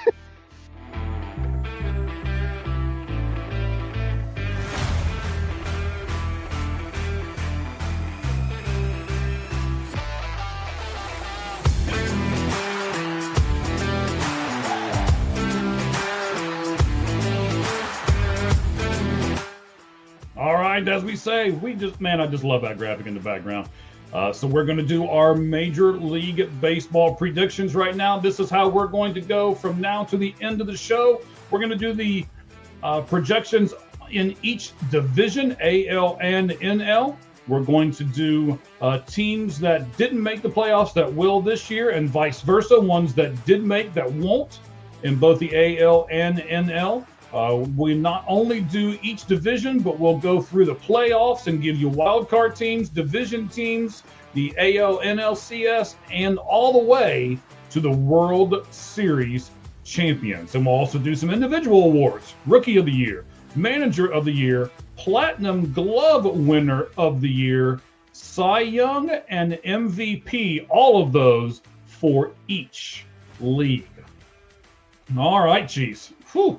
We got a little bit to get to here, but I'm going to like this, I think. I think our lists are going to be, every time we say our lists are going to be different, they end up being pretty close to the same, so I don't know if I'm going to jinx this or not. I'm sure they'll be different. They're going to be different. Okay, they're going to be different. You're going to go with me as well. Okay. So, let's start with the divisions. Let's start with the American League, and let's start out here in my neck of the woods. Let's go American League West. Cheese, who will be the 5th team in the American League West, according to you? Real quick before we start. Yes. It was, for the most part, it's pretty easy to pick the best team and the worst team. 2, 3, 4 was tough for me. That's where I had a lot of trouble with these predictions, the middle part. But I think we're probably going to agree on this. I think the Angels are the worst team by far in the AL West. Yeah, I'm right there with you. I don't know what Artie Moreno's doing. And I'm gonna I know what he's doing. He's being terrible. He's just making the team worse. That's what he's making money is what he's doing. I mean, he's making money, and I think that's all he cares about. But I want to say this: I'm going to jump on this bandwagon right now. Trade Mike Trout. Give me the best player in the world on a decent team, please. They could have traded Trout and Ohtani and gotten so much. And the Angels probably have the worst farm system as far as development in baseball. They don't develop farm systems, so they're never going to be good. You have to develop in your farm system, so they're a joke. That's true. It's hard to be out of the cellar when you don't have a good team and you don't have a good farm system. So that's why the Anaheim Angels, or the Los Angeles Angels of Anaheim, as they like to be called now. California Angels. Yeah. Well, you're going back in the Wayback Machine now. So that's why both of us, myself and Cheese, had the Angels at number 5 in the American League West. Cheese, who's your number 4 team in the American League West? Once again, 2, 3, 4 is so tough. I'm going to go with the A's. I think 1 through 4 all have a chance to make the playoffs, but I just like the Astros and Rangers a little better. So I'll go A's number 4. They're still young. I think next year is the year for the A's to make the playoffs, but not quite there. Okay. So I'm going to disagree with you a little bit here. I don't like the trajectory of the Houston Astros. Ooh. They're getting older. Okay. They just put Arrighetti down in the minors. I was a little surprised at that. I don't know if you saw that or not. I did. Starting pitcher. Mm-hmm. Excuse me. And I have to say, I'm still the get off my lawn guy, and I'm still harboring the trash can beating and all that stuff. So anytime I have the ability to put Houston a little lower, I'm just going to do it. I'm just being honest, man. You're supposed to be a projection, not what you want. It's a projection. Although you'll see Mike's picks, he's gonna be, he's gonna pick some teams he likes a little higher than most people. Maybe. All right, Cubs and Braves guy. I picked some of your teams a little higher too. I'm not gonna go crazy on those 2 teams necessarily. We'll see, or at least one of them. All right. So I've got LA and then Houston. You've got LA and then the A's, whether they're Sacramento or wherever the heck they are. So who's your number 3 team, sir? I'm going to go with Rangers.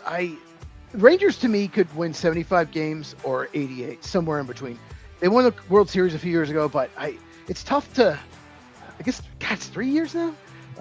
Yeah, they're tough to project. I like the Mackenzie Gore. I like getting him. So I couldn't put him second. I couldn't put him fourth. I'll put him third. All right, so 3 for me is the Oakland, here we go. Sacramento A's. I want to get out to see a game in Sacramento, by the way, just putting that out there. So maybe you guys will see me in Sacramento. Not that you'll care who I am, but Sacramento. Yeah. Okay. You like minor league parks, so I get it. Yeah. I do, actually. So I like this club. I really like where they're going. I wish they had better pitching. If they had better pitching, I'd put them higher. They've got the offense. Or if they still had Mason Miller, Yeah. No, they don't have Mason Miller anymore. So. Right. If they still had Mason Miller, I probably would have put him higher. But, yeah, if they had pitching, I'd put them higher. I'd put them at 3. Who's your number 2 team? Houston Astros. I think Yordan Alvarez, healthy for a whole year, is huge for them. And Hunter Brown repeats what he did. I like the pitcher from Taiwan they signed. Yes, you lose Framber, but I think the Astros had so many injuries last year. If they stay healthy, I like the lineup. So, number 2, I have the Houston Astros. Okay, so that's where we differ a lot on this list. I have Texas at 2. I like their pitching staff. Their starters are really good, but they're going to have to go a little more because their bullpen's not great. Their offense is coming along. They've got some really nice young players. And I'll tell you what bumped Texas up for me. We talked about him in the Flamin' 5-5. What bumped Texas up for me, I think that Andrew McCutchen is upset with how the Pittsburgh Pirates treated him. And now he's going to come into Texas and just tear stuff up. Is he going to start every day? No, he's not. But his leadership and his his presence there on that team is going to take some of these young kids and bring them up a couple steps. It's an interesting interview if you look at what he said about Wyatt Langford. And there's a thing in spring training. I was actually at that game and he talks about it. If you get a chance to read that interview, and you can then see what kind of a difference Kutch is going to make on that team. And I think the difference that he makes bumps them to number 2. So that means we both have Seattle at number 1, right? Well, Wyatt Langford, I think he could be like one of the big breakout players this year. He's really, really good. I think he could be one of those sneaky, I'm not going to pick him, obviously, the sneaky candidates for MVP, maybe, candidate. Not saying he would win it. Yes, Mariners number 1. They were in the ALCS last year. They are absolutely loaded. They don't have a lot of weaknesses. They're just good at everywhere. So yeah, Mariners, one of the best teams in baseball. All right, the AL Central. Let's go with this. Who's at the bottom? Is it Chicago, like I have at the bottom? I actually think the Twins are going to be terrible. And I think they're going to be terrible, and then they're probably going to trade Joe Ryan, and so they'll get even worse at the deadline. So I think I don't like this Twins team at all. I was looking at I was just like, this is not a good team. No, it's not. I actually think the White Sox will be much improved. Still not good, but I actually have I was going to tell you, I have the Twins 5, White Sox 4, and by far it's a big drop off from the top 3. Yes, huge drop off from the top 3. Absolutely. I've just flipped them. I did put Chicago at 5, Minnesota at 4, just because. And you know what? I'm going to put the guy up there. I haven't done it yet. Be watching for my Chicago White Sox guy, who is their minor league guy, and what his name is. I was at the spring training game. He's walking off from striking out, and he got his head down, the bat down, and then it shows his name on the video board behind him. Yeah, it'll be a funny tweet. Just wait, it's coming. So for me, Chicago, Minnesota, I put Cleveland at 3. Who'd you put at 3, Chief? I did too. I think there's going to be a little drop off for Cleveland. I just don't. They had a really good year last year.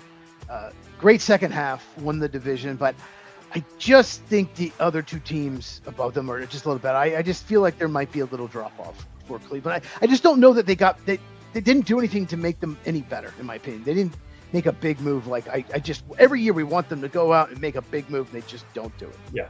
It's like, spend some money, people. And they're just like, nope, we refuse. Or make a trade, do something. And they just don't. Well, and they need more help in that lineup. It's not a great, they need another bat in that lineup. They're not going to go after another big bat. They won't do it. They need Mike Trout. Ooh. Oh. Oh. Snap. Byron Buxton might be available. Who knows?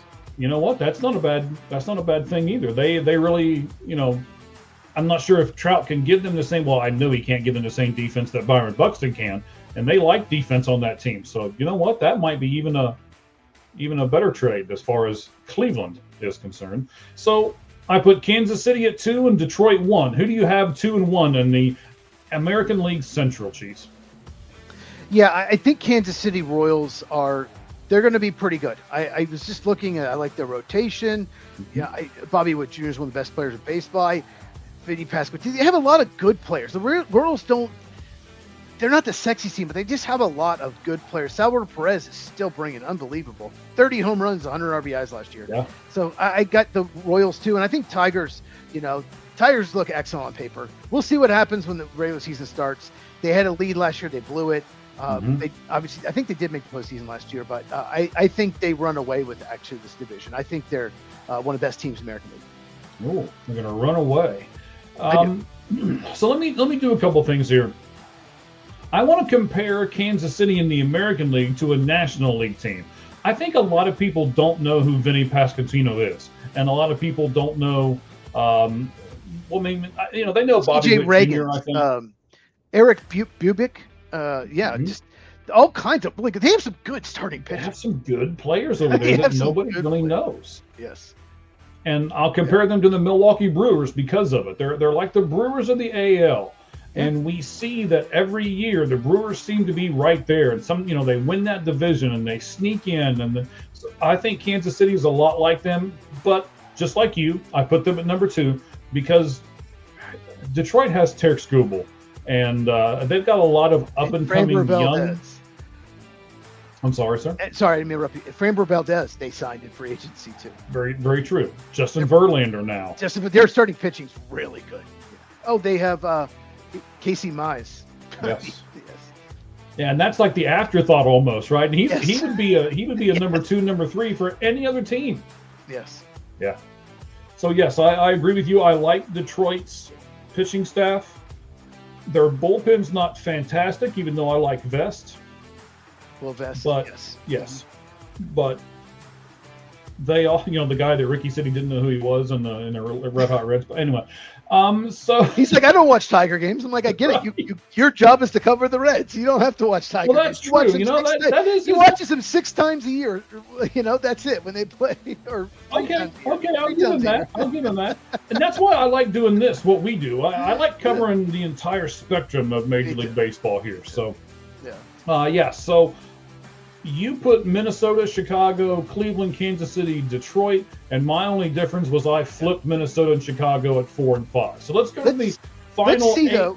4 divisions left. Let's see if we have a division exactly the same. I don't think we will. We'll see. Okay. AL East. AL East for me, and this was not. You've said the top was easy and the bottom was easy. This division for me was not easy at all. Not at all. And I went ahead and put Tampa at the bottom just because of the financial resources that they really don't have as compared to the other 4 teams. And that was honestly the only reason I put them at 5. Who'd you put at 5, Chiefs? I have them at 5, but I could see them, winning 80 games. I just, who knows? Everything goes right. They don't have a bad team, but this division is absolutely loaded. I'd like to see an expansion, and they have just bigger divisions. I don't like how there's 5 teams in division, and all 5 have a chance to make the playoffs. That's brutal. But yeah, 5. I have Tampa Bay. All right. Now, this may come as a shock to a lot of people. To me, they didn't do anything to improve themselves. And, they're supposed to be the big market guys. They're in the Bronx, and they do all of this stuff, and yada, yada, yada. I know they made the playoffs last year, but this they won division, 94 games. this division got really good this year, and almost everybody else added. But New York didn't.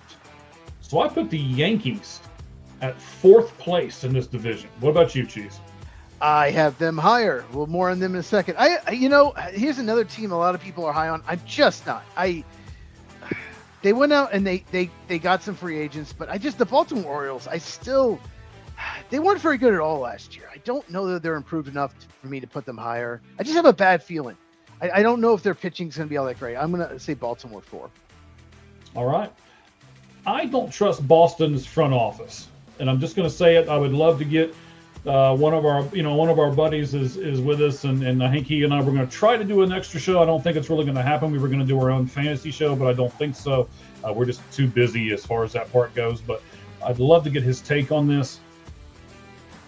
They've got really good players, and they've got a decent farm system, but I just don't trust their management to put people in the right spots and to put people in the right places. So for me, I put the Boston Red Sox at number 3. They didn't handle Rafael Devers well. They didn't handle Alex Bregman well. They signed Bregman. They had to trade Devers, and they didn't re-sign. It's been a mess. Yep, they've been a mess. I have them 3 as well. They have really good pitching, especially starting pitching. It's good enough where they could potentially make the postseason. So I have them 3rd, but I couldn't put them higher. All right, so I'll go back here for a second. I'm much higher on the Baltimore Orioles than what you seem to be. Yes, they made some really good trades, and they got out of a couple of contracts, and they're still young. That's the thing.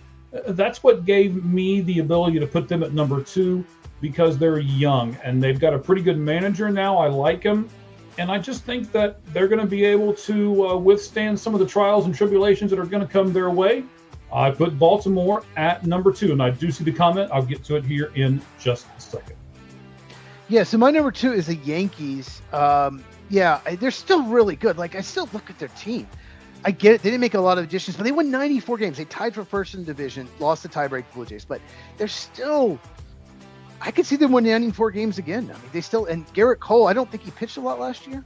Could be wrong, but Yankees still number 2. I don't think they're number 1, but I think that I'll just go ahead and say it. Blue Jays should have won the World Series, reigning AL champions, and they like you said, they added. They didn't just sit tight. Okay, we're a very good team.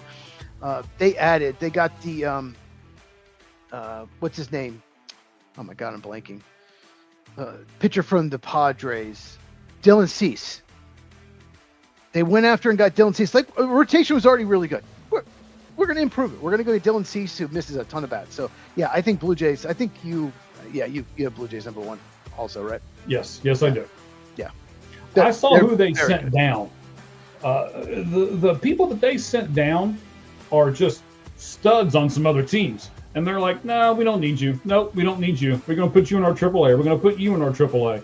And that just means that if something happens to one of their guys that's on the major league roster, that's all they got to do is bring that guy up. And I'm going to tell you, Addison, right fielder for them, Addison Barger, keep his name on the front of your skull. He is going to be a great guy this year. You were saying Wyatt Langford. I'm going to say Addison Barger is going to be my not the MVP, but the guy who could be on a cusp and who could give some of the other guys a run for their money. The comment, by the way, I didn't look at it while I was talking about it, and it's somebody wanting to promote their own stuff. So don't show it. Okay. Yeah. No, we want questions. You guys will answer questions about baseball, but don't do that stuff. Okay. Yeah, absolutely. All right, American League. All right, now National League, right? That's right.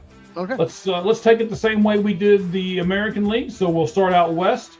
We got Dodgers, Diamondbacks, Padres, Rockies, and Giants. Who did you put at number 5? That's probably a pretty easy pick. Yeah, Rockies are by far the worst team. It's not even close. All right, so yes, the Rockies for me are at number 5 as well. I'm going to go ahead and we'll just breeze past the Rockies pretty much. Yeah. And I'll tell you who I put at 4 that may surprise some people. I actually put the San Diego Padres at 4. They lost Dylan Cease. They really haven't signed a whole lot else. And here's my main reason, and people are probably going to think this is crazy. I don't like the fact that A.J. Preller just moves this roster around all the time. Yeah. He's like the wheeler dealer guy. He's the guy at the gambling table who before you make a move, you look at him first, like, all right, what's this guy doing, right? So I like chemistry, and I like guys that know their roles and stuff like that. And I don't think either of those things exist with the Padres. So I went Rockies and then Padres. Now, there's probably going to be a 20-game difference between those two teams, but Padres are 4 for me. Interesting. I have them higher, so I'll talk about them in a second. Okay. I actually have the Giants 4. I think the Giants could compete for a playoff spot. It's kind of like the AL East. There's 4 teams that could do it. I just don't like them as much as the other 3, so I have the Giants number 4. I like Buster Posey. Earlier I was talking about a team that in Boston that I didn't trust. I trust Buster Posey. I think he is a baseball guy. I think he knows what he's doing. And I like the subtle additions that they made. The Harrison Bader, batting title, always plays first, but he's going to play second for them because that's what he wanted. Played in the WBC. You hadn't told me, I could have told. Arraez, Luis Arraez. Luis Arraez. There we go. Yeah, there we go. Luis Arraez. Yes, I like those 2 pickups. So because of that, I actually put San Francisco at 3. So I've got San Francisco, San Diego, Colorado, and I'll go ahead and tell you, the Arizona Diamondbacks for me are number 2. I like this team. They're gonna get Corbin Burns back about halfway through the season, maybe a little bit beforehand. I think he will make a huge difference in that rotation. Their rotation's not terrible as it is. They've got Ketel Marte. They've got Perdomo. You've got Corbin Carroll. So you've got a good centerpiece right there. And I think that with Gabriel Moreno behind the plate, and you're going to see, I think, Alek Thomas make some big strides ahead. So I like the Diamondbacks, even though they have 0 lefties in their bullpen. We talked about that. That does worry me. But I still put the Diamondbacks at number 2. So, all right, Cheese, we know you've got Colorado at 5 and you've got San Francisco at 4. Who are your 2 and 3? Yeah, Diamondbacks, they could add a lefty. They could make a trade. You never know. We got 2 days. It's true. My number 3 is the Padres. You mentioned them. Here's the thing. Yeah, no more Yu Darvish. No more Dylan Cease. So like Joe Musgrove and Michael King. What happens if they don't stay healthy? I couldn't put them higher. I just couldn't because, yeah, I don't. Those guys have had injury issues in the past. So if those guys don't stay healthy, they could be in a little bit of trouble. Number 2, I do have the Diamondbacks as well. Diamondbacks were right in it. Most people don't realize it. Right in it at the end. With a week to go, they had a chance to make the postseason. We talked about it right here on this podcast, and they traded away people. They sold at the deadline. And like you said, they got a bunch of up-and-coming players. Love Corbin Carroll. And I think Zach Gallen's going to pitch much better this year too. Me so too. yeah, I have them second. All right, and as much as I hate to say it, you know, they don't break any rules, but they spend a lot of money, so the Dodgers are gonna be number 1. Yeah, I think it's pretty obvious they have the best roster in baseball. The Dodgers, number 1. Yeah. All right, National League Central. I put St. Louis at number 5. It's a rebuilding year for them. They traded away their second baseman. They traded away Nolan Arenado, not that he was doing great with them. And then they've got a bunch of kids, and I just don't think that enough of them are going to be good enough to get them out of that 5 spot. Like I said earlier, 1 and 5 for most divisions was easy. The Cardinals are going to suck this year. Look at the roster. They are going to suck. And the other 4 are much better, in my opinion. All right. Speaking of the other 4, I think their luck's going to run out. I saw an article where they were called the Average Joes, and they were managed by the Average Joe manager. The pancake in the pocket guy. Yes. Yes. And if you think about it, that's 100% what they are. How many people out there can name me 5 people on the Milwaukee Brewer roster? You probably can't do it. And there's a reason for that. But they still seem to gel. They still seem to win. I just think now by trading Freddie Peralta and getting rid of Caleb Durbin, their third baseman, even though I do like Jet Williams, the guy they got in return, I just think their luck's going to run out, and I'm putting the Milwaukee Brewers above St. Louis at number 4. I couldn't put them low. Yeah, this was tough. Like I said, 2, 3, 4 is so tough on these divisions. I'm going to go Pirates at 4. I think the Pirates, just like the A's, I put them at 4.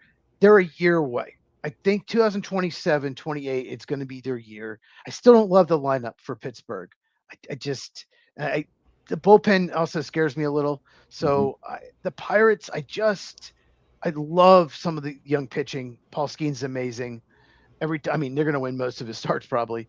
I just could not put them higher because they still have some flaws, but the future looks bright in Pittsburgh. You know, I'm going to ask you this. This wasn't pre-planned, ladies and gentlemen. So, you know, this is one of these spot questions that you know, we just kind of come up with while we're doing the show. So you put Oakland in the same spot, you put Pittsburgh in the same spot. Who's going to have the better record, Oakland in the AL or Pittsburgh in the NL? I'll say Oakland. Sacramento. I'll say the Athletics have a little bit better record. Okay. Like I said, I just think the Pirates. I'm looking at the roster when I was, you know, doing research for this, and they have holes. They don't have enough good impact bats. They're going to have games where they lose. They're going to lose a lot of 2-1, 3-2 games, in my opinion. And they traded their closer at the deadline last year. I don't look. They just, the bullpen is nothing great. You can't just have starting pitching. Yeah, starting pitching is great, but like I said, you're going to lose a lot of 2-1, 3-2 games. So I think Pittsburgh, they're going to win more games than last year, but I think I just see them as like an 80 and 82 type team. Yeah, they're going to be in a lot of games, but I don't think they're going to win a lot of games. So they need to take another step. And let me tell you, Marcell Ozuna is not the guy to do it with. No, so, that was so bad. That was desperate. We need another bat. All the other ones we tried to sign Schwarber. We tried to sign all these other Pete Alonso. We're not going to Pittsburgh. It was a desperate move and way overpaid. All right, so St. Louis for me is at 5. Milwaukee is at 4. I'm going to put Pittsburgh at 3. We've already discussed them. So I'll go ahead and move on. And this is probably where Cheese and I are going to disagree. I'm going to bank here. I need to go 3. I haven't Oh, you need to go 3. Go 3, sir. I apologize. Yeah, we're going to disagree because I have your Cincinnati Reds as my number 3. The Reds are deep. They have a really deep roster. I don't love that Hunter Green is out for half the year. I don't either. I don't love that. The starting pitching, if you just look at the ERAs, it doesn't look great on paper, but I think it's a little better than that. But at the same time, God, Hunter Green, man, half the year. That's the thing. I love the lineup, love the depth. They have 10 or 11 guys that could probably start for most everybody. So I couldn't put them higher than 3. So I have the Cincinnati Reds at 3. Okay, that's fine. So like I said, Pittsburgh for me was at 3. We've talked about them a little bit, so we don't need to rehash them. I put Chicago at number 2, and I'll tell you why. I don't like their bullpen, and I don't like the back end of their starters, and I don't trust Justin Steele coming back from injury and being the Justin Steele of 2 years ago. So if you, because of those 3 things, that's where I put. Do I think they're going to make the playoffs? We'll talk about that in a little bit. But I can't put them in the division, and I still almost did it. And I think Chicago and Cincinnati are going to be the 2 teams that just battle and fight and battle all season long, and I can't wait to watch it because I think this is going to be one of the better rivalries in baseball this upcoming season. Wrigley and Great American Ballpark are going to rock with both these guys and both these teams. I can almost see a brawl or something happening to where we get some kind of epic thing and we talk about it before the season's over. So I'm here for it. I can't wait to watch it. The Reds and Cubs only fight over umpire call. They only get brawls over that. I had to put the Brewers too. I could not. Somehow they trade away their best players every year, 1 or 2, and they won 97 games last year. They didn't win 89 when they won 97 games last year. Insane. So I just cannot put them lower than 2. They're not going to drop off to like 82. I don't see that. Are they as good as last year? No, but I have them too. So I still think the Brewers are good enough to be second in the division. The Hunter Green thing was me. That's the 2-3 was tough. The Hunter Green half the year out. That was a tough one for me. No, I get it. I understand it. And as a Reds guy, I'm gonna now promote my team, right? And that's 100% what I'm doing right now. I'm not gonna lie about it. I think we have one of the better rookies at first base in South Stewart. Matt McLain is batting .541 in spring training with 7 home runs. I know it's spring training, but he's killing everybody else. Why isn't he over 600? Like, what's up with that? Yeah, what's up with that, right? He needs to be 600. Yeah. Ellie De La Cruz was hurt for the second half of last year and still put up really good numbers. He can put up better numbers this year. You got Ke'Bryan Hayes at third base. Not a great offensive guy, but one of the better defensive replacements if you bring him in at the end of the game. And he'll accompany Suarez, who is just going to smack balls all over the place out of Great American. You've got Friedel in center. You've got 2 balls over the place. Smacking balls. It's a family show. We better not go there. So I do still like their rotation, even though I have to give you a ton of credit with your Hunter Green comment from earlier. You're spot on. I wish we had Hunter Green. But you got Abbott, the all-star from last year. I don't know if you know this, but Nick Lodolo just got put on the IL for the beginning of the season. Oh, man, they're counting on him. Oh, man. What about Chase Burns? Is he healthy? Because Chase Burns is healthy. Chase Burns is nasty. 2nd overall pick. He's an X factor. If he steps it up, then maybe the Hunter Green injury isn't so bad. So, so their rotation is going to be Abbott, Singer. Then you're going to go Chase Burns, Lauder, and Brandon Williamson, who's coming back from surgery and looked really good in the spring as well. So I'm crossing my fingers for their rotation. They've got probably and honestly the best bullpen in this division. You've got Pagan at the back end. You got Santillan. You got Ashcraft. You got a bunch of guys. They picked up the hard-throwing lefty from the Angels in a trade, Brock Burke. So you've got 2 lefties. Johnson from the Atlanta Braves is now with the Cincinnati Reds. That was a good pickup. He's good. Excuse me. So yes, we're going to look like the Royals 11 years ago. I still can't believe it's 11 years, man. To where we're going to try to win everything with our bullpen, and these young starters only have to go 5 quality innings, and the bullpen can pick them up. So I think that's a recipe for wins. And it's just the opposite recipe of your Cubs. Your Cubs have a better starting staff, can go a little further, but I don't know about their bullpen. So I'm going to go ahead. No, go ahead. It's just going to be interesting. I honestly, I can't wait for this division to play out in the National League this year. So I'm going to completely disagree with you on the Cubs bullpen. I think that's a strength for them. I think it's going to be really, really good bullpen. I think it's deep, and they have 2 very good lefties. I love Phil Maton. I love Hunter Harvey as a 7th, 8th inning guys. Daniel Palencia has looked great in the World Baseball Classic. If he holds up as the closer, then I think it's going to be one of the better bullpens in baseball. The starting rotation is very deep. The fact that Javier Assad was sent down to AAA, it tells you, Jameson Taillon worries me. He was one of their best starters down the stretch last year, played really well in postseason. He has been terrible. And his fastball is 2 mile-an-hour down. That worries me a little, but they have depth there. Ben Brown's looked really good. And Edward Cabrera trade, I think, was huge. I don't think enough people are talking about it. They gave up their best prospect, Owen Casey. I love Owen Casey so much. And they're probably going to regret it next year because both corner outfielders are free agents. But I think Edward Cabrera was such a good pickup. And like you said, Justin Steele's going to come back. I really, and Cade Horton was one of the best pitchers in the second half last year. I think this is the best Cubs team since maybe like 2017. And do you know they had not won the division since 2017? If you don't count the 50-game 2020 COVID year, they have not won the Central since 2017. I think that changes. I think this is a 95-win team. Okay. Like I say, I think the National League Central is going to be the best division in baseball this year overall, except for the Cardinals. 4 of the 5 teams are going to be really, really good. Well, hold on. Best division in baseball. Cardinals are going to be awful. I think the AL East is still better because the Cardinals are going to be stink, man. But, okay. Okay. We'll see how it all plans out. Let's go to the National League East. I think we can both agree. Well, we may not have them exactly, but Nationals and Mariners are going to be at the bottom. I have the Mariners at the very bottom and the Nationals at 4. Mariners. I'm sorry, the Marlins. The Marlins. Okay. Yeah, some fish. I don't know.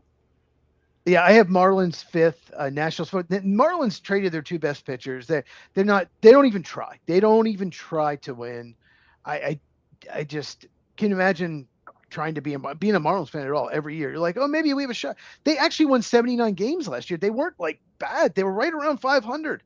And what do they do instead of going for it, signing free agents? The rumor was they're going to spend money. No, we're just going to trade our 2 best pitchers. So, I have them dead last. I like the Marlins are going to stink. Let's talk about how bad they really are. They had 1 All-Star last year, Kate Stowers, and he's on the IL. So I forgot about that. Yeah, I mean, the poor guy, their best player can't even play for him. I think a big thing, and I didn't mention this when I talked about the Rangers, I like Skip Schumacher really well. I think he was a lot of what held that team together, and now he's with Texas. So that's why I kind of boosted Texas too. But that's also why I'm going to drop Florida down. The Nationals, I can at least see a plan. They traded Mackenzie Gore. They got some good pieces back. I can see them building. They've got Woods. They've got Dylan Cruz, C.J. Abrams. Yeah, I mean, they've got some pieces at least to where I can barely the Florida Marlins traded away Weathers, for God's sake, to the Yankees. And I think that's a trade that not a lot of people are talking about. But, just terrible. Yeah, and Edward Cabrera for Owen Casey. I mean, yeah, I like the prospect. Well, at least they got Owen Casey. At least they did, but at the same time, their starting pitching is going to be bad. It's not going to be a good rotation. 79 Sandy wins. Alcantara will be traded before the trade deadline. Oh, and he was bad last year. There's no guarantee he's going to bounce back. I think he will. I think a lot of him, just like a dude Steele, and maybe even Corbin Burns. Even though I said I thought he would be better, it's the jury's still out till we see them. When Steele comes back, how good is he going to be? When Corbin Burns comes back, how good is he going to be? Sandy Alcantara wasn't great, but I think this year he'll be much better. and he'll be a commodity that they can get a ton of stuff for. And I think he'll be traded before the trade deadline. I But think I think go they ahead. shopped him last year, but he had a down year. They weren't getting good offers. So it's like, we'll keep him and then try to get something better. Yeah. Yeah. Yeah, The you're right. Nationals. Yeah. I have the Nationals for, yeah, we just talked about them. So yeah, Marlins Nationals. I think there's a big drop off from them. Absolutely. Here's the interesting part though. Where is 1, 2, and 3? Who do you have at third? The Atlanta Braves, they don't have all their pitching is going to be hurt. It's either hurt. Even Spencer Strider hurt as oblique. Joey Wentz was with the fifth starter. He's out for the year. Schwellenbach is hurt. Waldrop is hurt. They're two young pitchers. They literally claimed a guy off waivers from the Yankees who they claimed earlier in the offseason and let him go. Bryce Elder is one of the worst pitchers in baseball. They literally don't have enough starting pitching. And it's if Grant Holmes and Ronaldo Lopez pitch as well as they have the last few years. There's no guarantee. And Chris Sale has to stay healthy, which he's had trouble doing at times. So, and they had a lot of hitters with down years last year. They need to bounce back, like Michael Harris and Ozzie Albies, Austin Riley. Maybe they bounce back? I don't know. I think there's no team in baseball that has a wider range of wins and losses. I mean, they could win 94 games and they could win 71. There's no wider range Atlanta Braves. I don't know how Walt Weiss is going to do as manager. I have no idea what's going to happen with the Braves. I'm very worried. So there's no way I could put them up there with the other two teams.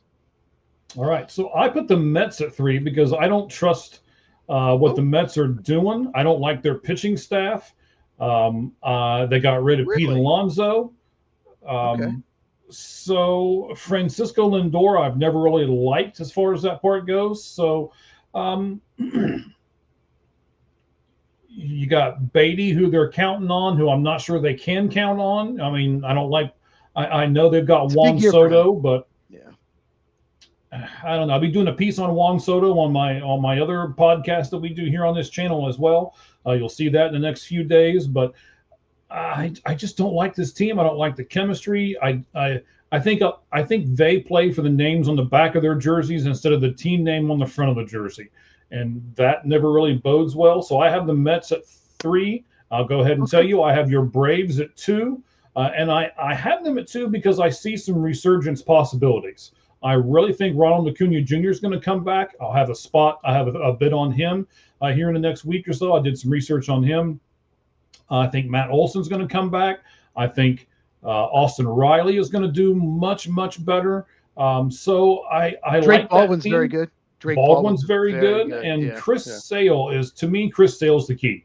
He's got to be the guy that holds that pitching staff together. He's got to stay healthy. Yes. And if he falters, that team is in trouble. But I also want to say this. They're going to do something at the deadline. And the Braves seem to always be able to do it.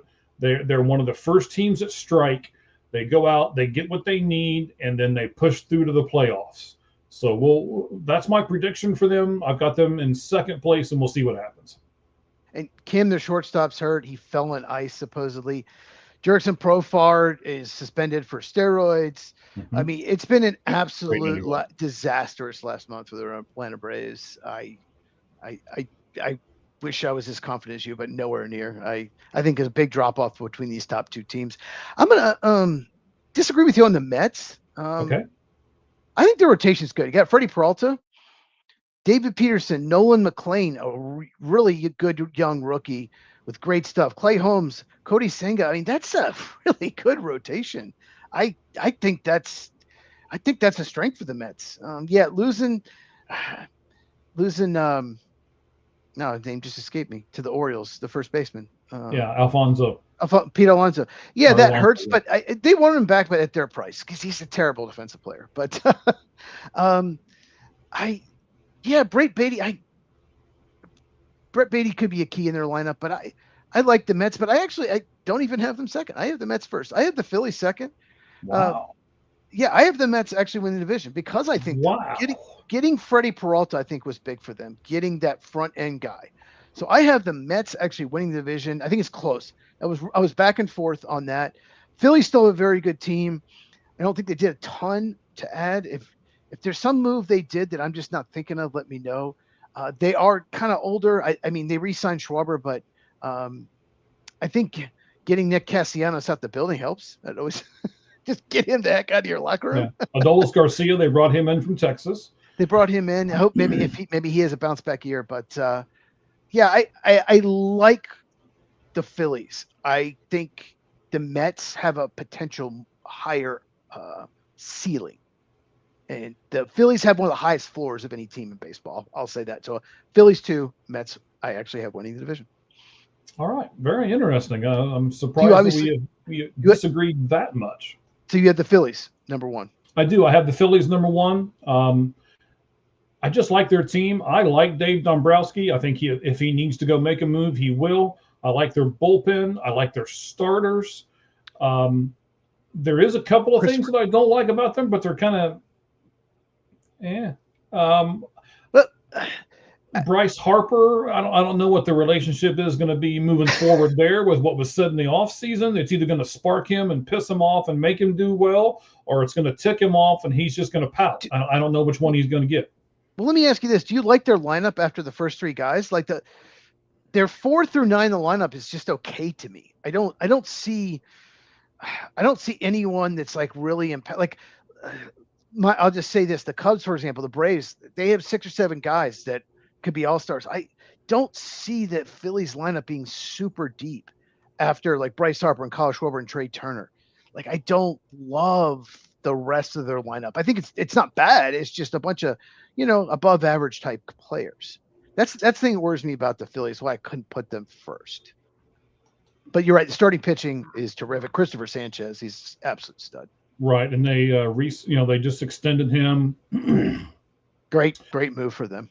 Great move for them. That's right. They did lose Ranger Suarez right out of the gate, and they lost Ranger Suarez. I mentioned that. Yep. So, but I just don't necessarily love the back end, especially their lineup after those first 3 guys. But like I said, I think they have a high floor. I think they're just a good team. I mean, I'm looking at their lineup right at the moment. I mean, you still got JT Realmuto, you still got Alec Bohm, you still got Bryson Stott, who I was told they were shopping. You've still got Trey Turner, of course, at shortstop. But I mean, Alec Bohm, JT Realmuto, like league average now. Alec Bohm above average. Like those guys they're not going to scare you. Bryson Stott, Adolis Garcia, Brandon Marsh, Justin Crawford, guys like none of them are just. I don't see any of them being all-stars. I think they have 3 really, really good bats, and then everyone's just kind of okay. Yeah, I'll give you stars and not superstars. I'll give you that. Yeah. So okay, that's why I have them second. All right. Interesting. Okay. We're done. Yeah, we're done with division. Now we get to pick awards. Now we get to do some predictions here. Ooh. AL team that made the playoffs last year that has the best chance of missing the playoffs this year. Cheese, I'll let you go first. I'm going to use the correct name. I'm going to go Cleveland Indians. Guardians. Cleveland, like I said, I keep waiting for them to make a move. They were good last year. They didn't. I think they were 1 and done in the postseason. I don't see them making it, but you never know, they could, but I don't love their lineup. All right. Well, based on my predictions from earlier, I have to go New York Yankees. I just don't think they did anything. I think pretty much everyone else in that division did improve themselves, and there's probably only going to be 1 or 2 teams from that division that make it, and I don't think the Yankees are going to do it. What about the National League team? National League team that made the playoffs last year that has the best chance of missing them this year, Chiefs? I'm going to go, because of the starting pitching worries me, with the San Diego Padres. I could see them making it. They have a good team. They have a good lineup, but no Yu Darvish. They lost Dylan Cease, so I'm gonna say San Diego misses it. Yeah, I'm going to be right there with you, and I'm going to say it for a lot of the same reasons. They've lost pieces that you've already talked about, and you got a team with Manny Machado and Fernando Tatis Jr. and all these people that have got to get really big helmets for to put on their heads when they go up to bat. So um, I just don't like this team. I don't like how it's built, Mhm. and I think it's their year to falter. Yeah, I could absolutely see that happen. Like I said, they still have a very talented team, so they could make the playoffs. But yeah, they're one of those teams that you know they have a pretty high ceiling, but they have a low floor. They're kind of the opposite of the Phillies in that way. All right. So now we're going to move on to the teams that missed the playoffs last year that has the best chance of making it this year. So let's start with the AL. You started last time. I'll take this one. AL team that missed the playoffs last year that has the best chance of making it this year. I'm much higher on this team than you are. The Baltimore Orioles. I think they have a good mix of veteran guys that they got, and they have a good mix of young guys. You got a brand new manager in there, and I like the way this team's built from top to bottom, with the exception of their starting pitching. I'm going to go with Kansas City Royals. We talked about earlier. Bobby Witt Jr. is just one of the best players in baseball. Like their starting pitching, I think people are sleeping on them. So I do think I think they're a wild card team, second behind the Tigers. So I got the Kansas City Royals. Okay, and that's a good pick. I like that pick as well. National League team that missed the playoffs last year that has the best chance of making it this year, despite the fact that they don't have a lefty in their bullpen. And we're probably going to talk about that a lot this year. I can't wait to see how that unfolds. But I'm going to put the Arizona Diamondbacks in there. Again, I'm not sure. We know the Rockies are bad. I think the Padres are going to falter. That means really the only other team they really have to jump are the San Francisco Giants, and I think they have a pretty good chance of doing that. So I'll put the Dodgers 1 in that division, and then the Arizona Diamondbacks 2nd and making the playoffs. I'm going to go with the New York Mets. I have them winning the division, so obviously I'm making the playoffs. They just missed it last year. They did collapse, but like I said, I think they're going to be better this year. I like the Peralta moves. So yeah, give me New York Mets to make the playoffs. Okay. Let's see. American League division winners and then American League wildcard teams. So, Cheese, who are your 3 division winners in the American League? Yeah, we'll recap. Yeah. Mm-hmm. And then we'll give okay. Yeah. So I have Mariners, Tigers, Yankees. No, excuse me. Mariners, Tigers, Blue Jays. What did I say? Yeah. Mariners, Tigers, Blue Jays. Yeah, we each have the same division winners. So I have Seattle, Detroit, Toronto as well. What about the wild card teams? I think this is where we're going to differ a little bit. Yeah, definitely. I have Astros, Royals, and Yankees.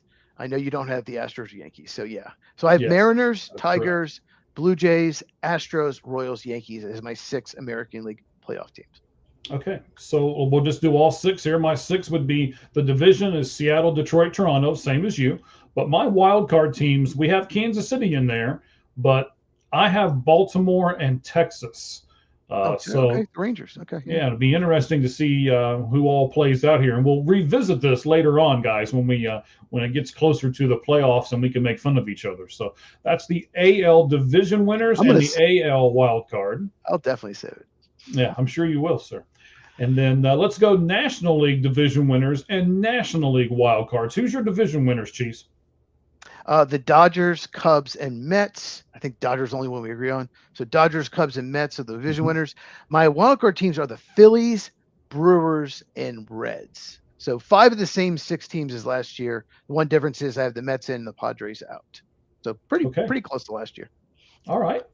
See, mine is no. We're not even close here.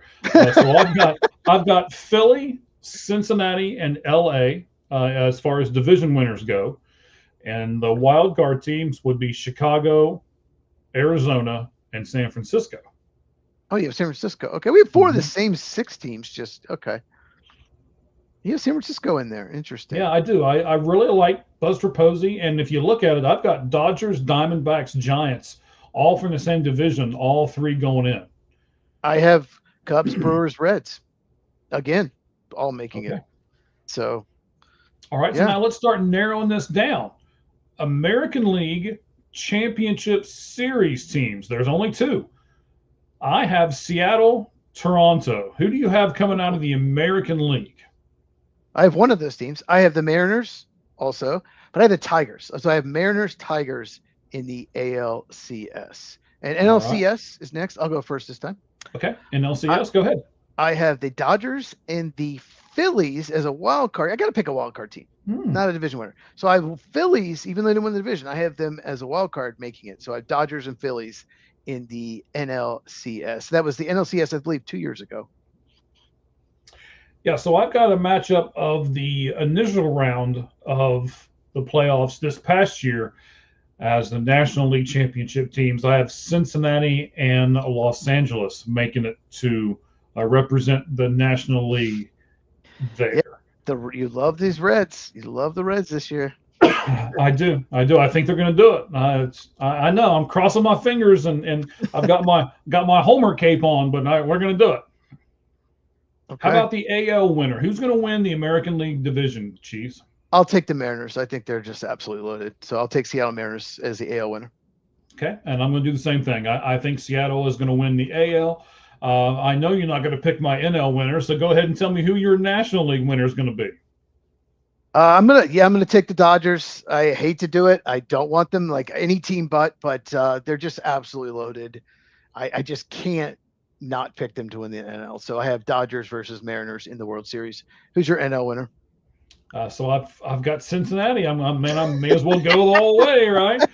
So I have Seattle and You have Cincinnati in the Red World and the Series. Dodgers in the 7-game series. Okay, yeah, it's possible. It's a 7-game series, all right. It's a seven Okay, game series. Anything not a can three. happen in a 7-game That series. 3-game series didn't go well last year, but yeah. No, it did not. It wasn't. It didn't even go 3 games. In fact, I don't think the Reds scored a run in the first 2 games. So that's why they got beat really quick. But I will have to say, and I'm not trying to be like rubbing elbows or anything with anybody, but um, I was listening to Terry Francona a little bit on one of the spring training games, and he was talking to the reporters down on the field.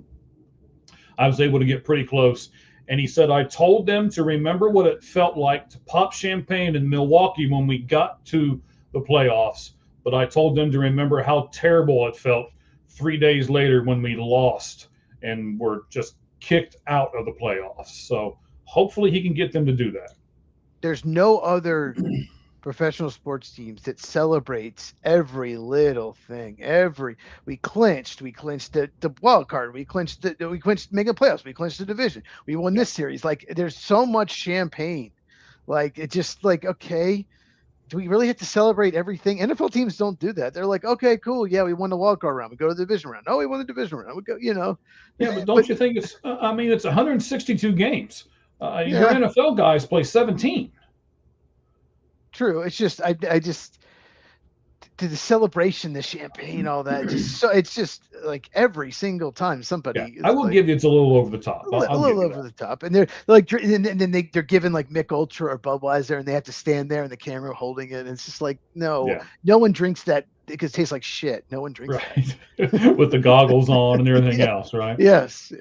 All right. So I have Seattle, Cincinnati in the World Series with Seattle winning. Cheese, who do you have in the World Series and who's winning?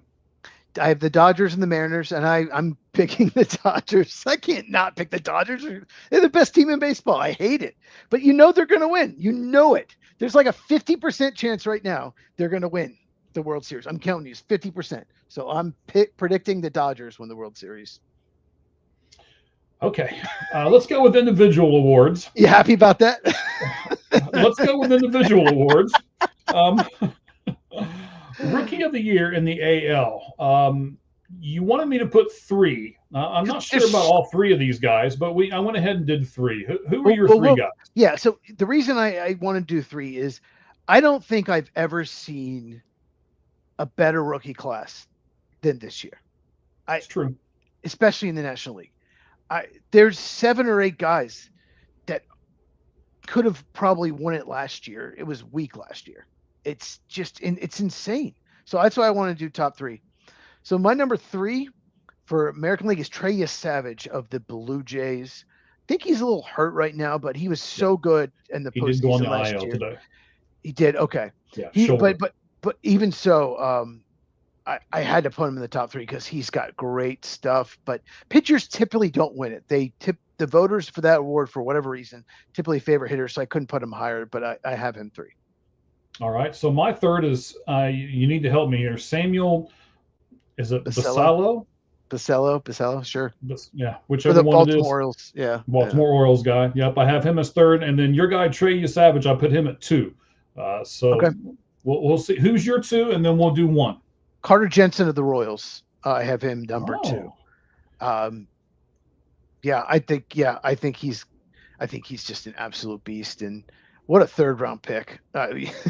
You have a third round pick that ends up could be rookie of the year. Just Royals, they draft really well. They do. My number 1 Mm-hmm. is Kevin McGonigal, the Detroit Tigers, who just made the team. I think he is incredible and one of the best prospects in baseball. And I think I think he's going to win it. It's one of those things that it might not even be close. It's funny because my number 1 is not on your list, and your number 1 is not on my list. Oh, okay.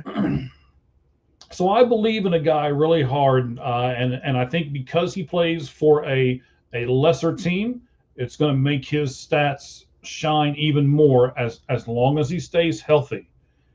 He plays for the Cleveland Guardians. His name's Chase DeLauder. Okay. I like Chase really well. I watched him just absolutely obliviate a ball 2 nights ago in Chase Field. And if he stays healthy, I think he will win Rookie of the Year. So I have DeLauder, Yesavage, and Basallo. Who do you have as 1, 2, 3? Yeah.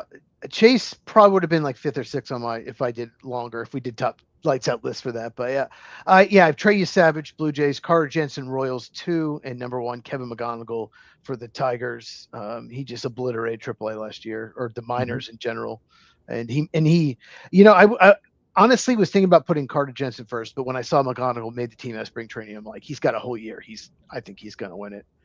All right. So this, again, a program reminder, we're not going to do a top 10 this week. We're going to do one next week, and we're going to do top 10 first basemen. And ladies and gentlemen, we talked about this a little bit before the show went on. This is not easy. And I guarantee you our list will be different because we were doing a little bit of chit chat and it's a loaded position. We did a couple weeks ago. We did top 10 third baseman, and it wasn't hard. It's not the strongest position right now in baseball, but there's so many good first basemen in baseball. So doing top 10, it's like we were kind of looking at, maybe thought about doing it tonight. It's like, no, we can't. We need more time. This is a lot of research needed. So we will do it for next week. Top 10 first baseman. Okay, so we're going to do Rookie of the Year in the NL. So here's the thing. I wrote down 9 names originally. So the NL is loaded. And I'll just say this. 2 guys that I just think have a great chance I didn't even put. I'll say them at the end. I'll save at the end because I want to surprise you. My number 3, I got to say him. Owen Casey of the Miami Marlins. He was traded for Edward Cabrera from the Cubs. I love Casey. The reason why I think the Cubs included him in the trade, were willing to trade, is he's got a high strikeout rate. He misses, he strikes out too much, but he hits it to all fields. He's got a lot of raw power. He is, he's a good arms. He can play left field. He can play right field. He's got a good arm. He's at least average defensively. Maybe he can get to above average. I love, he's a gap to gap guy. I just love the way he plays, love his energy. And he might hit cleanup in that Miami lineup. He might have a lot of opportunities to pad his stats. So number 3, Owen Casey. So let me ask you this, Cheese. Do you think they chose Pete Crow Armstrong over Owen Casey? Because you can't have 2 guys that strike out like 25% of the time in your lineup and in the outfield, right? I don't think that was the factor. They don't have, you can have 3 or 4 guys like that, and they don't have many at all.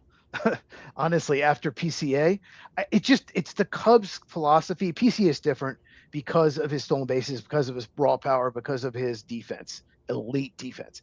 Yes. So, but they like guys that put the ball in play. That is what Jed Hoyer likes. He likes guys that strike out, but less than 20% of the time. Almost everyone in the lineup, if you look at the Cubs lineup, has a low strikeout rate except for PCA. That's just what he likes. And Moises Ballesteros, who they probably could have traded in that trade but kept, has strikes out like 10%, maybe 12% less than Owen Casey, even though Owen Casey is more versatile defensively. Ballesteros just once once just missed this list, by the way. I couldn't put him on here. I wanted to. Because he's a DH also, doesn't really have a position. That's another reason he's not top 3. But I think the Cubs just prefer guys that just put the ball in play and not strike out. I think that's the reason they were willing to move him. All right, so I'm going to go with my philosophy from earlier of, if Chase Lauder's on not a great team, and I think he's going to shine. This guy is not on a great team either, and I think not only will his offensive stats shine, but I think his defense will really put him apart. So I put him at number 3. Remember the name, J.J. Weatherholt from the St. Louis Cardinals. He's one of those guys that I remember when he was drafted by the Cardinals, and he was projected to go top 5, fell to 7 for whatever reason. College bats don't usually fall, and the Cardinals are like, okay, we'll take him. Yep. No one else wants to take him. We'll take him. He can absolutely hit. He is one of those guys that can win batting titles. I'll just say that. Mm-hmm. My number 2 is Connor Griffin of the Pittsburgh Pirates. Now, he is not with the team. No. If he had made the team out of spring training, I would put him number 1. He's the best prospect in baseball. Consensus. I don't think I've seen a list where he's not number 1 prospect in baseball. He can hit, he can field, he can hit for power, he can hit for average. There's a very good chance the best player in baseball, best hitter in 3 or 4 years is Connor Griffin of the Pirates. I just don't know when they're going to call him up, so I couldn't put him first. So I have him number 2. I had to put a pitcher in here. I'm not as high on Nolan McLean as what you are. I watched him in the World Baseball Classic. I think he's probably more of a bullpen piece right at the moment than he is a starter. I know you're not going to agree with that, but if you look at 2 of the 3 games in the World Baseball Classic, he pitched 3 really great innings, and then the wheels just kind of fell off. So I would personally put him in the bullpen, but I know the Mets are not. Yeah, second time through. I'll say this. He struggled he was amazing down the stretch, and he has great stuff. We saw that in that one. We did see that. He has great stuff. I honestly didn't put him in my top 3. Like I said, I had wrote down 9 National League guys. I love his future. So I get, you act like I like him more than you. I didn't even put him in the top 3 here. So okay, fine, be that way. I haven't seen your list, so. No, he would have been. I mean, I like I said, I wrote down 9 names for National League, and I hated not putting Moises Ballesteros, but he's probably a DH only. He might catch a little bit for the Cubs. I hated not putting Sal Stewart of the Reds. I just wonder if the Reds are going to. I wonder if they're gonna Spencer Steer, and they have all these guys. They're gonna he's not gonna get enough starts. So I Sal Stewart I put 4th, for example. The cheese mute button. Where is it again? So I couldn't. I had Sal Stewart 4th. I couldn't do it. My number 1, you actually just mentioned him. I'm gonna go J.J. Weatherholt of the St. Louis Cardinals. And the reason I'm going to go him is he's going to play every day. He made the team out of spring training. He might hit in the middle of the order. He might hit 2nd, 3rd, or 4th. He's going to get his at bats, and he's got some pop, but he can hit for average. I think he's going to hit. And I just, I love JJ Weatherholt as a prospect and an absolute home run pick for the Cardinals. So I just went with, I went with kind of the safest guy that's going to get the at bats and has a chance to, pad his stats, just like Owen Casey hit in the middle lineup.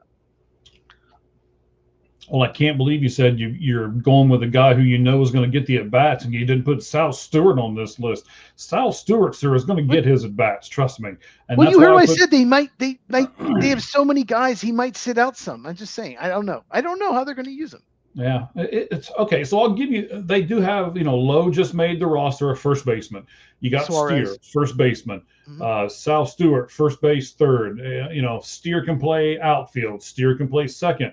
Sal Stewart actually played second base some in spring training this year. So he can play third too if he needs to. He can. So I think it's going to be one of those lineups that's, we're going to throw and where are they going to fall? And you're going to play here and here and here and all that kind of thing. But so for me, it's got Weatherholt as 3, McLean at 2, and then Sal Stewart at 1. Give us your 3 National League Rookies of the Year, sir. Yeah, I love Sal Stewart. I think he's going to really hit. Like I said, he's 4th. Just didn't make it. My number 3, Owen Casey of the Marlins. 2, Connor Griffin of the Pirates. 1, JJ Weatherholt of the Cardinals. Once again, all 3 when Griffin's called up, will probably hit the middle lineup. They'll have more opportunities. That's why I picked them for my top 3. Okay. So we got a few more of these individual awards left. We're going to do a Manager of the Year, the Platinum Glove, the Cy Young, and then we'll save MVP for last. So right now, Manager of the Year in the American League. Cheese, who's your pick? Matt Quatraro. God, I hope I said that right. Matt Quatraro of the Kansas City Royals is my Manager of the Year. Like I said, I think they're going to make the postseason. And yeah, because they didn't make it last year, made this year. The Most Improved Award is basically what it is. That's who gets it. So, yeah. All right. I like that pick. I think they're a good team, and I do think they're going to make the postseason just like you do. I have the guy from the Texas Rangers coming over, first-year guy. Skip Schumacher is going to be the American League Manager of the Year when the Texas Rangers also make the playoffs. Okay. Good pick. I like that. National League. So this is tough. Come on. You know you want to. Come on. Oh, no. I'm not picking who you're picking. I know who you're picking now. Come on. You know you want to. Walt, you picked Walt Weiss, didn't you? I did. No, you didn't. I'm going to go Pat Murphy. He's won 2 years in a row. He's going to three-peat of the Brewers. They're somehow going to make the postseason again. Pancake in his pocket. He pulls it out during interviews, eats a pancake in his pocket. Pat Murphy somehow is going to win 3 manager year in a row awards because every year they trade away players and they just always seem to be good, and they're going to be good again somehow. So Pat Murphy. All right. So we're going to go this route. All right. So I'm going to go Terry Francona. I think I think the Reds are going to make the playoffs. I think they're going to do better than what you think they're going to do. And because of all of that, Terry Francona is going to be the National League Manager of the Year. Let's go Platinum Glove winners. Go ahead and take the AL, sir. Who is your Platinum Glove winner in the American League? I mean, I have the Reds in the playoffs, so it's not like, Okay. So I'm going to go probably a little different than where you're going. Okay. I think the most underrated defensive player in baseball might be, I'm going to try to say his name right. Ceddanne Rafaela of the Boston Red Sox. For the Red Sox. For the Red Sox center fielder. He's incredible. He's just, no one ever talks about him. Maybe because he doesn't have like the impact bat. I don't know. But it was between him and Bobby Witt Jr., but I'm going to go with Ceddanne Rafaela of the Boston Red Sox. He's incredible out there in center field. All right. I don't mind that pick whatsoever. In fact, I kind of like that pick, to be honest with you. But I'm going to go another superstar, a little more established, from the team that you have seemed to fall in love with here. I'm really surprised you didn't do this. I'm going Bobby Witt Jr. For the Platinum Glove winner in the AL.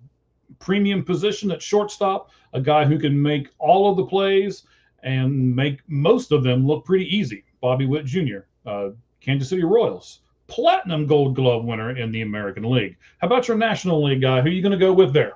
Yeah, Witt won it last year. I was trying to think of something different, and I get it. By the way, if you don't know what the Platinum Gold Glove winner is, it's the best Gold Glove winner, basically, is the best defensive player, regardless of position.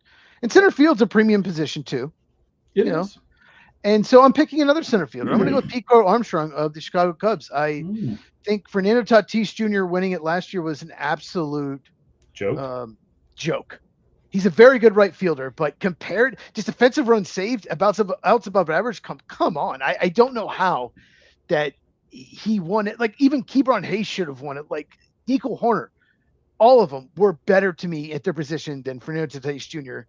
So yeah, this year, come on, Pete Crow Armstrong has to win it. Who you got? I'm going to do another Cub. I'm going to give it to Nico Hoerner. I think he's the best fielding second baseman, probably the best fielding infielder. Well, Bobby Witt Jr. Well, I'm going to say National League, right? Okay, well, Ke'Bryan Hayes. I was going to say, I'm thinking about Ke'Bryan Hayes here for a minute, but Nico Hoerner is at least top 3 in the entire infield. and I know this is just a defensive award, but we all know that it's also has to do with his bat too. And since Ke'Bryan Hayes hits like 219, and Nico Hoerner hits higher than that, I'm going to give it to Nico Hoerner. Yeah, I also consider Mason Wynn, shortstop of the Cardinals, is Me also too. outstanding. He was one that, yeah, I consider as well. All right, go ahead and take the last two, sir. Okay, Cy Young Award winner and MVP. That's all we have left. Right. AL Cy Young Award winner, I will go first. I'm going to go Tarek Skubal of the Tigers. What can I say? He's incredible. Won it last year. Unbelievable lefty. I mean, I don't need to say anymore. I think Tarek Skubal is going to win it again. He's just elite stuff. I'm going to take somebody different. I'm going to pick somebody who may not have the best strikeout to walk, but he's got a really good whip, and he's got a fantastic ERA, and he just doesn't let people. I'm sorry? Hunter Brown? No. Of the Astros? No, you wouldn't pick an Astro, sorry. I wouldn't pick an Astro. Stupid space cadets in Houston.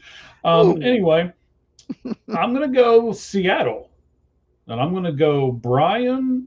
Woo! Wow. Okay. He's very good. He is very good. Hopefully he'll get recognized a little more this year than he did last year. Wow. I kind of like that. I didn't really think about him, to be honest with you. Okay. National League. I'm going to go on a limb here and say Paul Skeens of the Pirates. Yeah, you went out on a really long limb. I went out on a limb. The best pitcher in baseball. I predicted will win the Cy Young. Yes, his stuff's incredible. He's generational talent. Paul Skeens, #1 overall pick by the Pirates. Is that who you picked? Yeah, it's who I picked. I would love to have picked Hunter, but he's not going to be there for the full season, so I couldn't do it. Paul Skeens is the guy. Okay. MVP time. I'll tell you what, you go first AL, I'll go first NL. Who is your AL MVP? All right, so my AL MVP, I am going to have a one of my seeing the whole fields, although I might rename the segment. I'm looking at it. We'll see. I'm going to have one of those on this guy in the next 5 to 7 days. I've already got most of it written. I don't think he gets enough credit for what he does, and I hope that in 2026, and the main reason why he's going to win, by the way, is because in a spring training game the other day, he autographed a really nice card for me, and I appreciate it. His name, third baseman for the Cleveland Guardians, Jose Ramirez. Yeah, you saw the picture of the card. Yes, you sent it. Yes. Mm-hmm.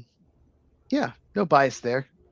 Yeah, I've heard he's just like a really great guy, and I love that he's signing autographs because he is just one of the best players in baseball. He's been for like a decade now. He's going to be a Hall of Famer, incredible player. I'm going to go. So, okay. I did want to pick Aaron Judge. Okay. I'm going to go with the team. I don't want you to pick him either. He's a Yankee. Yeah.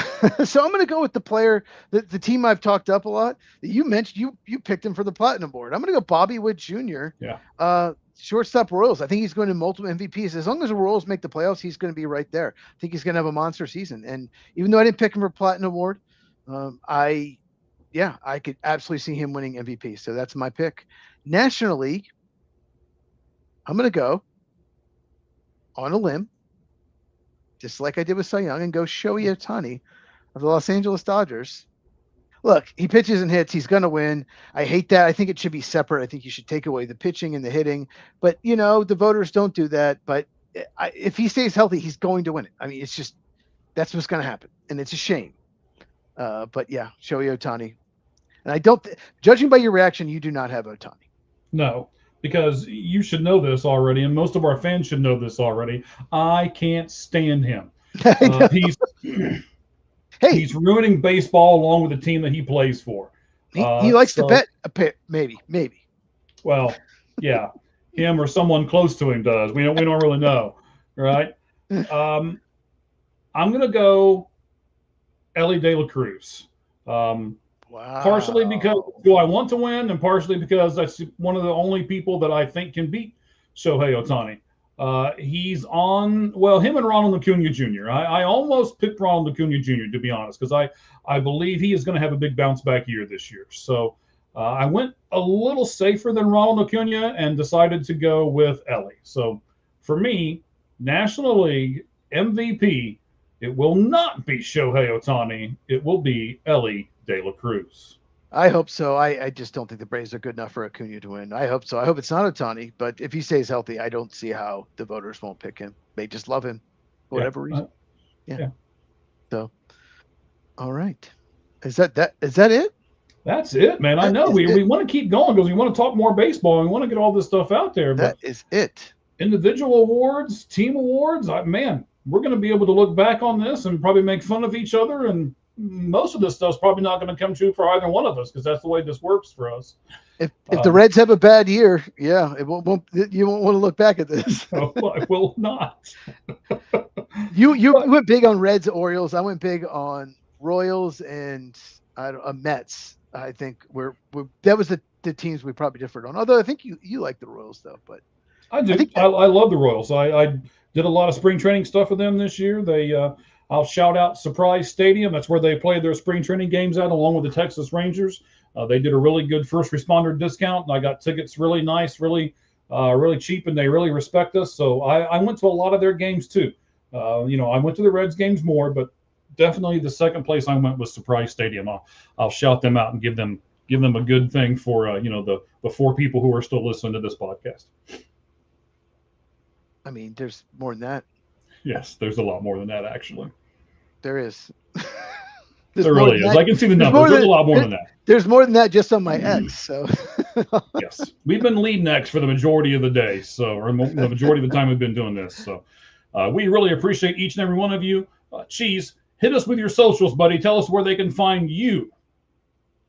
At Football Cheese on X, football and then CHEEZ, and Football with Cheese on YouTube.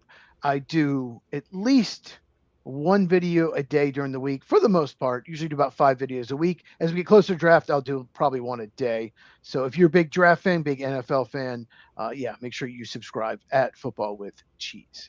All right, what do you got coming, buddy? What's in the pike for you? So tomorrow I'm going to go over what's going on with AJ Brown and the Eagles. Is there really a handshake agreement in place with the Patriots, or is there another team? Will he be traded? All of that. That's my video tomorrow. And I did a video today on the Packers. I basically went over I don't think they should pick up their 5th-year option on Lucas Van Ness, the edge rusher, and I go over all the reasons why, and also why I think they will. So that was the video today. But once again, we mentioned earlier, make sure you check out Monday's video, Mock Draft Monday. I went over all the crazy scenarios could happen in the first round of the draft. So make sure you check it out. Yes, and then I have to do this real fast here. I should have done it earlier in the show, and I apologize to everyone who I was going to do that with and ended up not. Let me get to where I need to on my spot here real fast.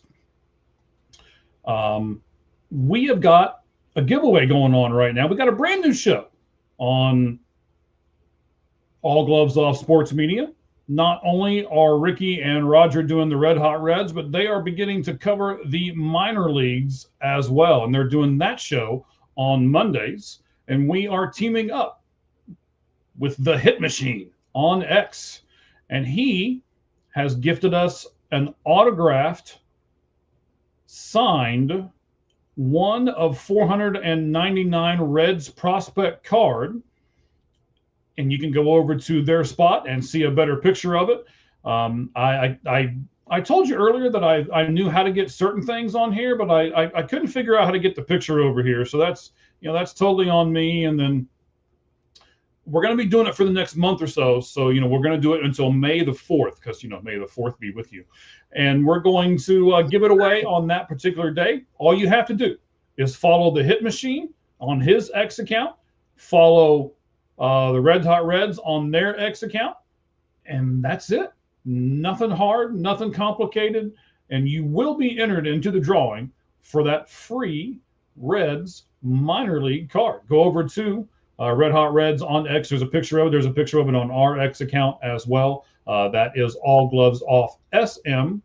And then you can go to our YouTube spot and see all kinds of stuff that we've got going on right now, including this show, the 500th video that we put up on YouTube today, the Lights Out Sports Podcast. as far as my stuff goes, I got an individual thing that I do as well. I may rebrand it. I haven't decided. I heard something today I really, really liked. I'll talk to Cheese about it off air and we'll see what's going on. But I'm going to do baseball milestones. You'd be surprised how many players this year can hit different milestones, walks, home runs, strikeouts, and stuff like that. Who's close on these lists? And some of it might surprise you. So I'm going to do, for this week and next week, I'm going to do a bunch of milestones. What players can hit what milestones in the 2026 season of Major League Baseball. Cool. All right, buddy. So I think that's a wrap. We got everything done the way we wanted. Appreciate each and every one of you guys for staying with us here on the Lights Out Sports Podcast. We'll be here next Tuesday, same time, same place, same sexy hosts. Well, at least one. And anything that sexy host wants to put at the end? No, I'm just looking forward to opening day. I think, there's a Netflix game tomorrow, but But no, baseball's starting. It's very exciting time, and NFL draft, baseball.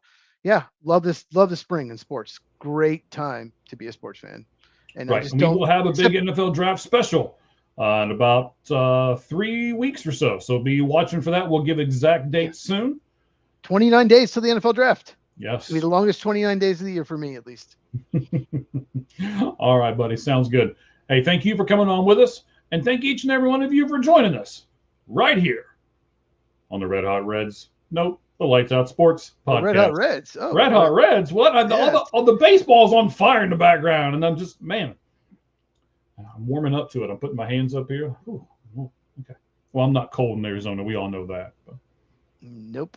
No, sir. All right, guys. Thank you all very much. Appreciate you. And as always, the thing we end every one of these podcasts with, the only thing that's fair in life is a baseball hit between the third and first base lines. Good evening, everyone.